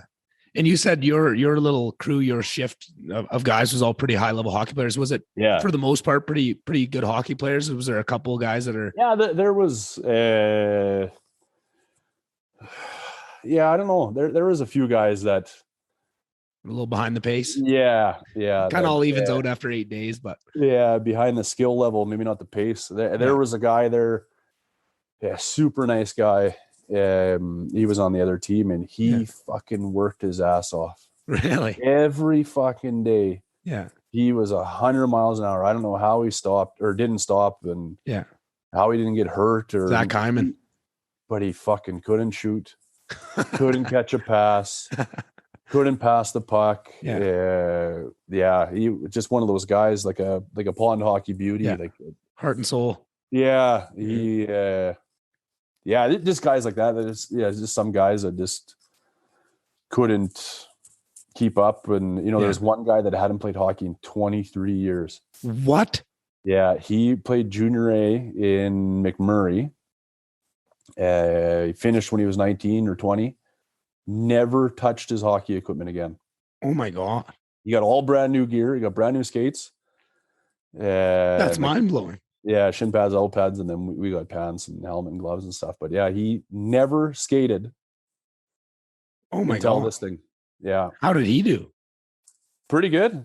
Wow. Yeah, pretty good. He was kind of like maybe like a natural athlete. Like he picked it up pretty good. And he was one of the guys that got a little test, like a little mental funk. Yeah. So you had to joke, kind of tread softly when you made a joke with him, because he could either rip your head off. He's a kind of a big bodybuilder guy. Yeah. Yeah, rip your head off or laugh with you. So had to be careful. Yeah. Make sure you make the jokes from a good distance. Yeah, we were playing them, and I was joking around the whole time that no one could beat me in a face-off. So I was joking around that I was the champ, and I'd won all these face-offs. So I was bugging him close to the last couple of days, like, hey, I'm fucking gonna get you to sign my belt or something here. I'm the champ. Yeah.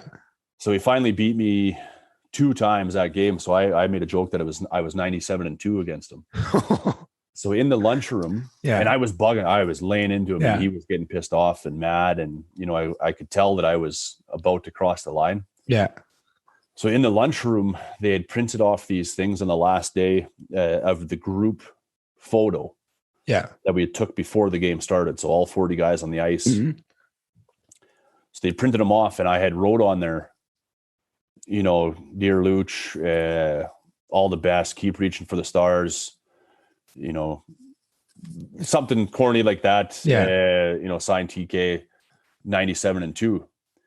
So I'd walked over to their room, and I had bumped into a guy in the hallway, and I said, hey, check this out.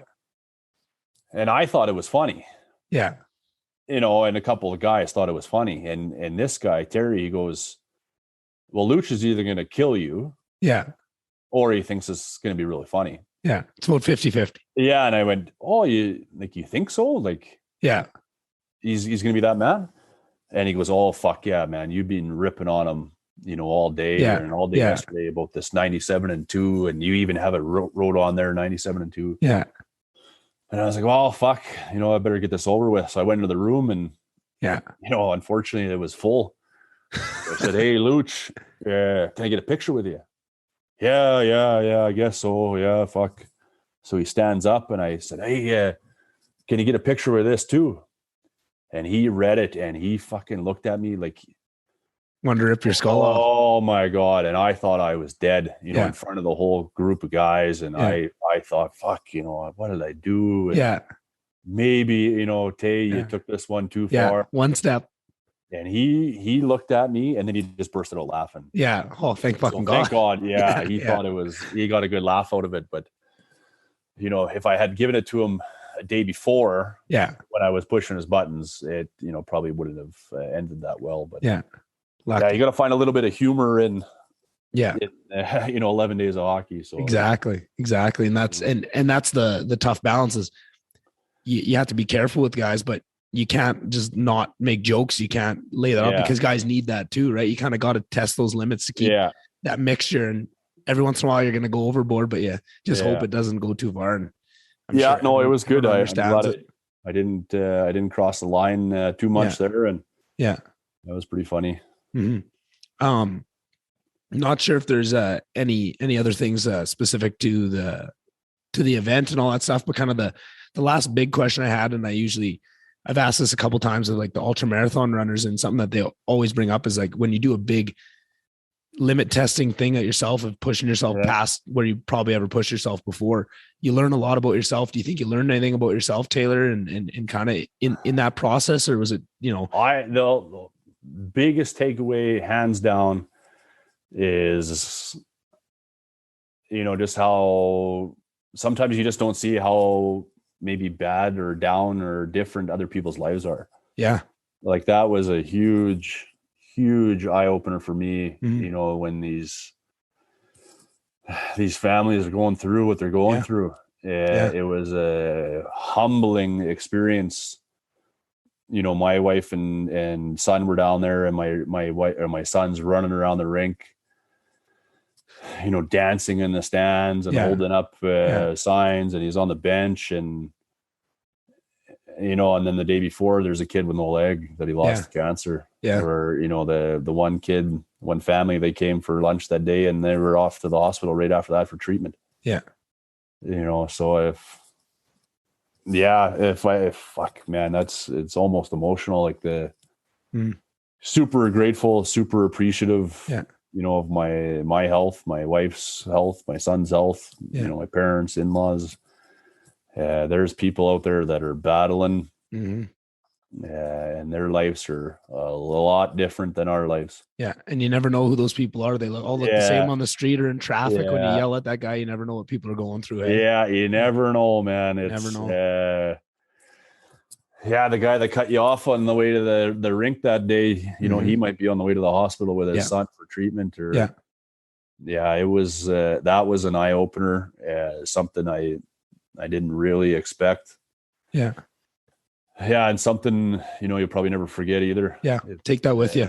There's, I hope to go back again, and, I hope I get invited back, and, maybe I'd have a different mindset going into it. But, man, those fucking kids, they they got you through the tough times there. 'Cause it's, wow. It was tough. It was tough, man. There was one boy there. If you look up the pictures from 2014, he was one of the kid coaches. He had cancer, and he was born with a pretty severe deformity in his limbs. He had some problems with his arms and one leg. Well, they got him skating enough leading up to this thing where he got to ref the last hour.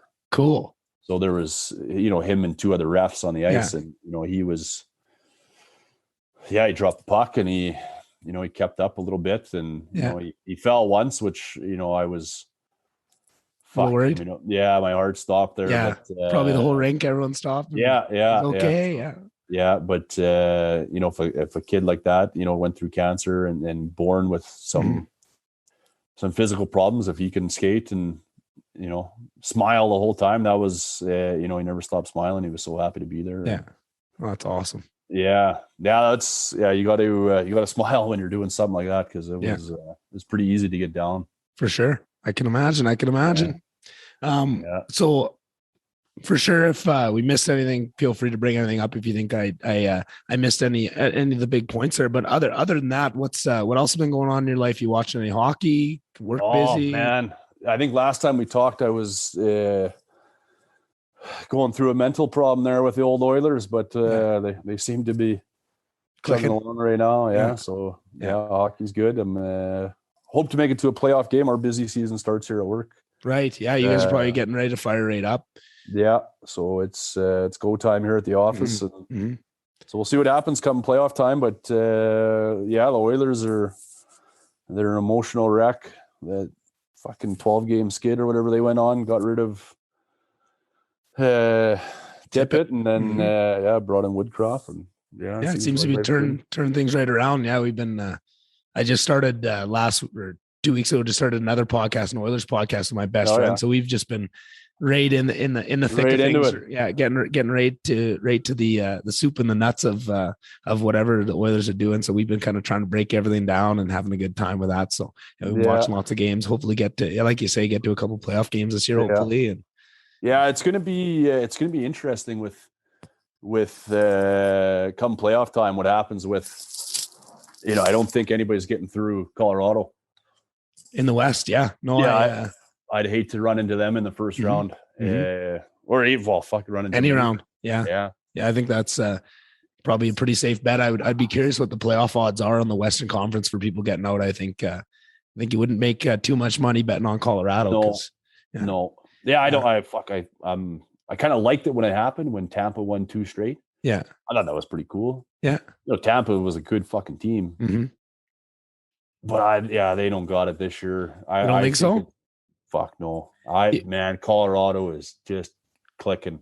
I think I would agree with you. The only thing is I would never bet out Vasilevsky. He's just so good. Like every time I watch him, I'm just so blown away. Like I think he's far and away. Like there's such parity in hockey. Yeah. And which usually the best goalie in the league is, there's such parity now with hockey with how elite everything's got that the best goalie's, slightly better than the next guy. Yeah. I think he's got a good step on the rest of the competition. That means so much in the playoffs, right? Like if you have a decent team, and to call Tampa Bay a decent team besides us is probably an understatement too. So I wouldn't be surprised if they did some damage, but that Eastern, that's the difference is Colorado gets to come through the West. And I don't know who's going to throw too much at them. There's a couple wild cards, but I like Fleury. Yeah. I just like Fleury as me too. Yeah, me too. Now him on Mini. I think Mini might be the sleeper. They got a good squad. Yeah. Well, you can't even call them a sleeper because they're good. Yeah. But Colorado, I hope fucking Vegas doesn't get in. Me too. I'm just I'm watching all the games. I'm hoping. I was a bandwagon guy the first year, maybe a bit of the second year. Now I just fucking back full-time Oilers, but good. Welcome back. Yeah. The East, though, I don't know what's going on there. Easy. I hope fucking Toronto first fucking round again. Yeah. I hope they're gone. Yeah, don't we all? Yeah, but Carolina, they're not looking as good now. They're kind of I don't think they got it. It would be sweet to see Florida. Yeah, I mean they were dog piss for how many years? Yeah, it'd be nice to see them and clicking. I'd say, if I had to pick my two teams coming out, probably Florida, Colorado, I would be, and not me. I'd be happy with that's that. Everybody and their dog probably thinks that, but really I'd be, I wouldn't be surprised to see almost anybody come out of the East, right? Like I think Colorado is pretty solid in the West, but out of the East, I can see 4 or 5 different teams. Like you say Carolina isn't looking too good lately, but they can turn it on, and you can turn it on. And I think when they have a coach like Brind'Amour that everyone runs through a wall for, and he builds his team and the team morale and the team identity to play playoff hockey. I think you never know what they're going to look like until they get into that spot, right? Like I wouldn't want to come up against, if I was in the East Carolina, even though they're looking a little bit shitty, I wouldn't want to come up against them if I could have my my pick. Yeah, well, I'm looking here, and I mean, obviously the East has been set for a while. Yeah, since Florida, January. Toronto, Tampa, Boston, Carolina, New York, Pittsburgh, Washington. Yeah. What do you think of New York?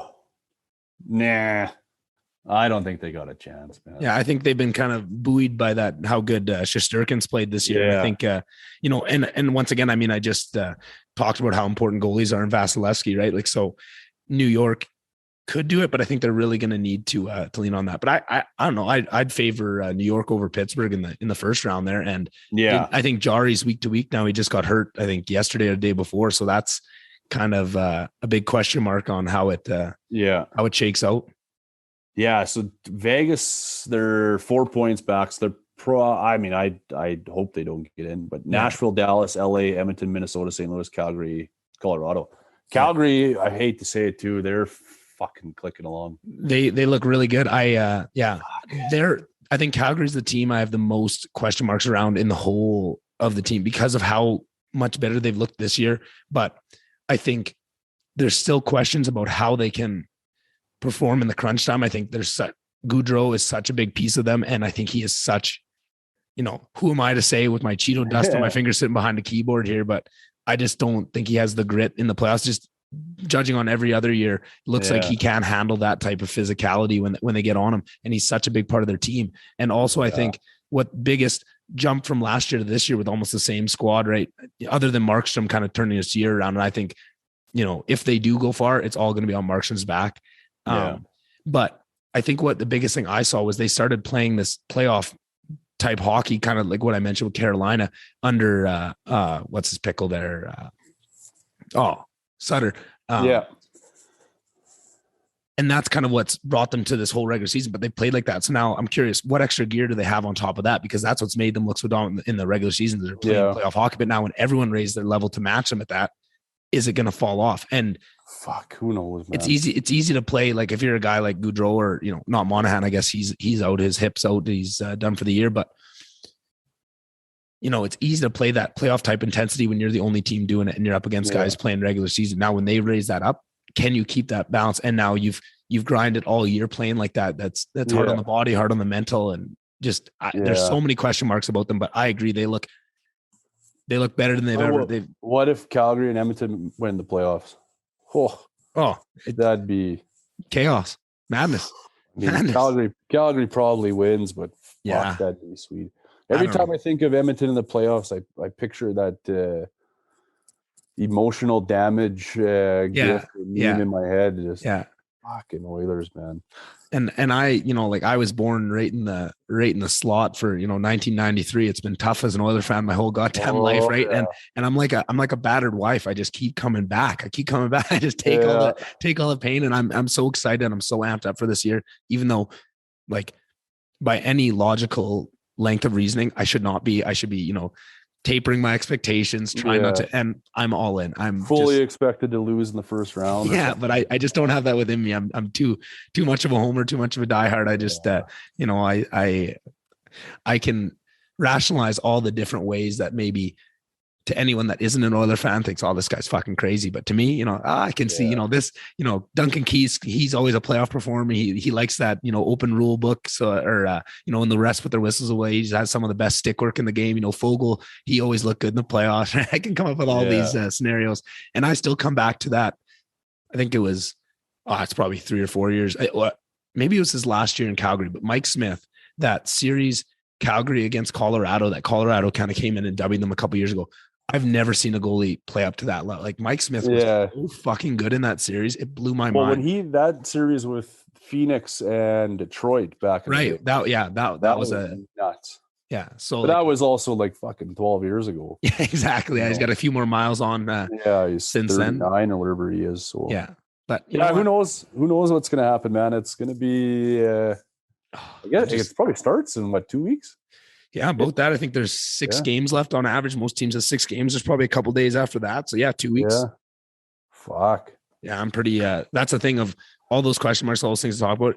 To me, it doesn't matter. I'm just so goddamn excited for it that I really couldn't care less of how it shakes out. Just as long as the Oilers are in that playoff spot, whoever they play, whether it's LA, Vegas, they give them Colorado first round. I don't care. I just want to see some playoff hockey and playoff hockey. I think it would be it'd take a colossal fuck up to not make the playoffs now, wouldn't it? It would. I'm just, again, that I don't let until there's that little X by the name on the score. I'm looking at it right here. I don't get too excited. Well, I am getting excited, but I'm trying. That's the only thing I taper. I don't once that X is there, I'm going to be first one planning the parade before the first round even starts. But Fuck, it's going to be good, man. I'm just trying not to get too excited. Yeah. Yeah. And then the other big thing that, I'm excited about is got your dad's new book in the mail. Have you last time we chatted, you hadn't had a chance to read it yet. Have you since then? Have you got a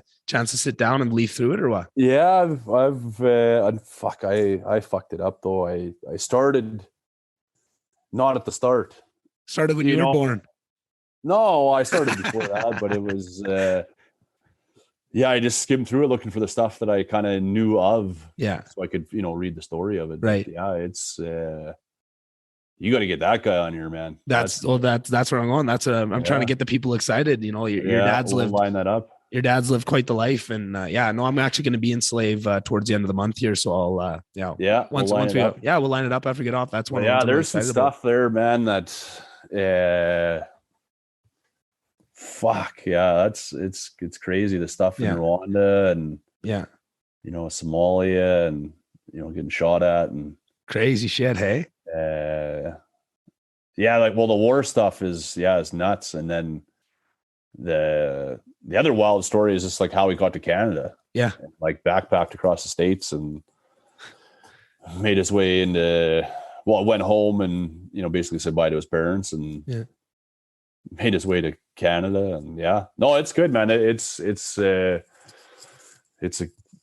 pretty sweet book. I'm pretty proud of him and pretty pumped for him. It's I think it was probably a little bit of closure for him on for sure life events, working for the military and the United Nations and flying helicopters in countries where you probably shouldn't be and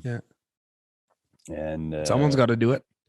Someone's got to do it. Yeah. Unfortunately, it was the old man, and someone's got to do it. Yeah, that's cool. Yeah, I'm really excited to. If we can make that happen to get him sat down. Have you read it? I haven't. I got it downstairs. I got it. I got to sit down, and once I do sit, I'm a pretty quick reader. I think I could probably blow through it in a day and a half there. So I just been.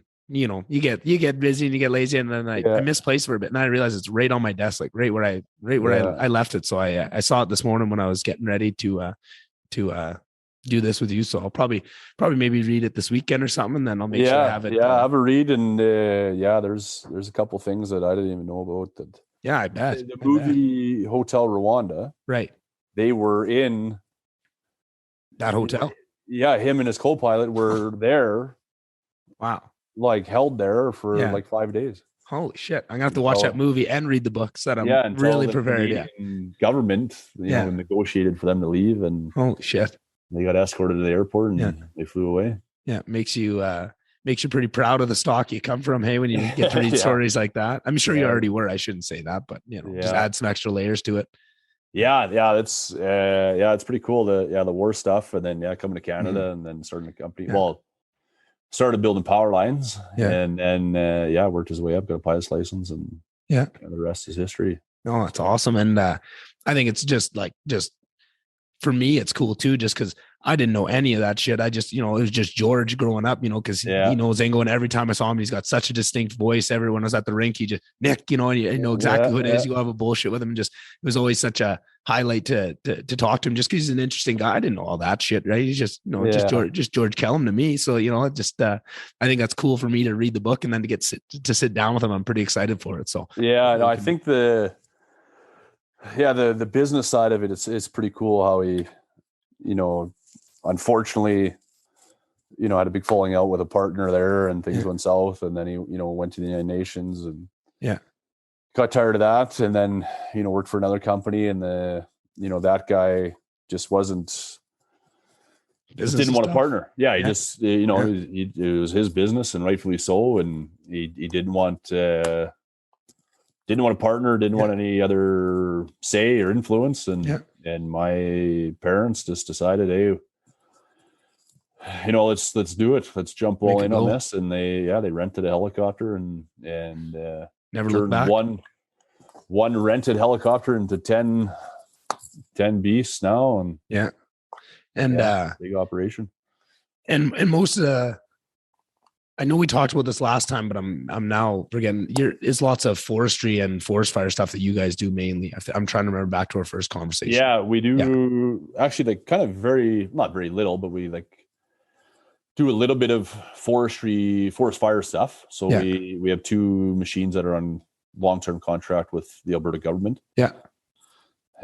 One actually starts Wednesday cool. and Sunday they start here. So,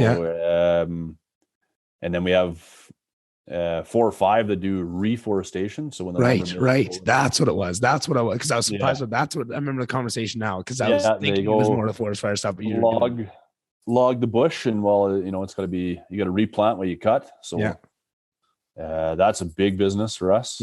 Huge business. And then the other side of it's power lines. We do basically all of ATCO's grid. Look after that and patrol it and fix snags and a bunch of little stuff. Do you guys ever do any of that, like for the power lines where they get those long chainsaw shit and they're chopping the tree? All that shit's wild. They ever see the videos? I'm not even sure if that's legal in Canada. Yeah, well, I can understand why. Yeah, the state has different rules than we do. Yeah. But I've never seen that in Canada, and it's not something that we're even. Yeah. Okay. Yeah, that's wild stuff. Yeah. Every time I see a video of that, my butthole puckers. Yeah, as it should. Yeah, no shit. Yeah, no, that's a beast, that one. So yeah, but you said you're getting ready to get into the busy season. You're all getting everything tightened up and ready to go for another big rush. Yeah, they just put the final touches on the new one today. They've been working on it for a while, so hats off to the guys there for grinding that one out. It's online, I think, as of today. So it's nice. Ready to go to work. That's awesome. Yeah. Anything else exciting going on? Should I let you get to bed? No, nothing to rave about here. It's almost bedtime. 10-4. We'll maybe have to have a little bit of a bullshit once the Oilers in the playoffs and start dummying some teams. Have to maybe do a little bit of a breakdown. Yeah. Keep in touch, and then I'll set you up with the big guy. Well, I can't wait. And I think, we've talked a little bit more about some of those stories off the record there. And I'm fired up for that sit down. If we can make it happen, I think just for anybody listening, if you listen to this one, make sure you don't miss that one. That's gonna be one you want to tune in for. You're going to hear some shit that, exactly. Pretty wild. Yeah. Watch that movie. For sure. I will. He was in the actual one, not the movie itself. Hotel Rwanda and Black Hawk Down. Wow. Oh shit. Yeah, he was a pilot in both those conflicts. Big time. Yeah. Cool. There's some major conflicts in history there that he was, unfortunately a part of it. Fortunately enough, made it out. There were some people that didn't. Yeah, lots. Unfortunately, but it's all about perspective, right? Yeah, Whether it's cancer patients or war or all that, it's all about the perspective. Yeah, he left there in 94, I think. 94. Yeah, 90. He was there from like 91 to 94 or something like that. So, wow. Yeah, he was gone for months at a time, and my poor mom didn't even, they wouldn't speak for a week, or 2. Yeah. They didn't speak for a while, so you never know what was going on or where he was in the world. And that's a different type of stress. Yeah, it's not like going to the oil field camp for a shift. Mm-hmm. It's going to the middle of Africa in a war to fly helicopters. Yeah. Holy shit! Fortunately, those things are pretty easy to shoot at in the air. So holy fuck. Yeah, that's pretty wild. Lucky there's better men than you and I. Hey, Taylor. Yeah. Probably not my first choice. My mom's dad and grandpa were both in the military, and my dad and my dad's dad and my dad's grandpa were all in the military. Wow. So, yeah, long line. That didn't happen for my brother and I, but you got to tip your hat to those guys. Hell yeah. Yeah. Sounds good. Well, okay. Thanks for coming on. Thanks for telling all those stories. That's such a cool thing you did. Congratulations on getting through it. And that's thank you. Thanks for raising all that money. That's awesome. And if you're ever lining up to do it again, we'll have to get you on. I'll do it again if I get asked. But when you're up here, we'll maybe tell a few stories that you can't tell on here, and have a few laughs. Sounds good. I'm looking forward to it. All right. Thanks, Taylor. All right, dude. Take care. All right. All right. Thanks, everybody. I hope you enjoyed that episode. I really enjoyed having that conversation with Taylor. It was a little bit different to do a Zoom interview again. I've been doing so many in person. It's kind of a different skill, a different muscle to flex. So apologies if it wasn't up to full snuff, but I thought it was pretty good. So hope you guys enjoy it. And I will have more in-person interviews, probably a couple more Zoom ones, and that all coming in the future. Follow social media. Check out Oilers Uncensored podcast. Let us know what you think, any feedback, any segment ideas you want to see, and then any guest ideas for this podcast. I mean, as you guys have probably picked up by now, booking guests on this thing is much fucking harder than I thought it was going to be. So any suggestions are always helpful. It's never a bad suggestion. I'm always open, and I would probably sit down with anybody to do this because I just love doing it. So yeah, other than that, have a great week. Love you all, and I'll see you on the next one. Bye. Bye. Bye. Bye. Bye. Bye. Bye. Bye. Bye.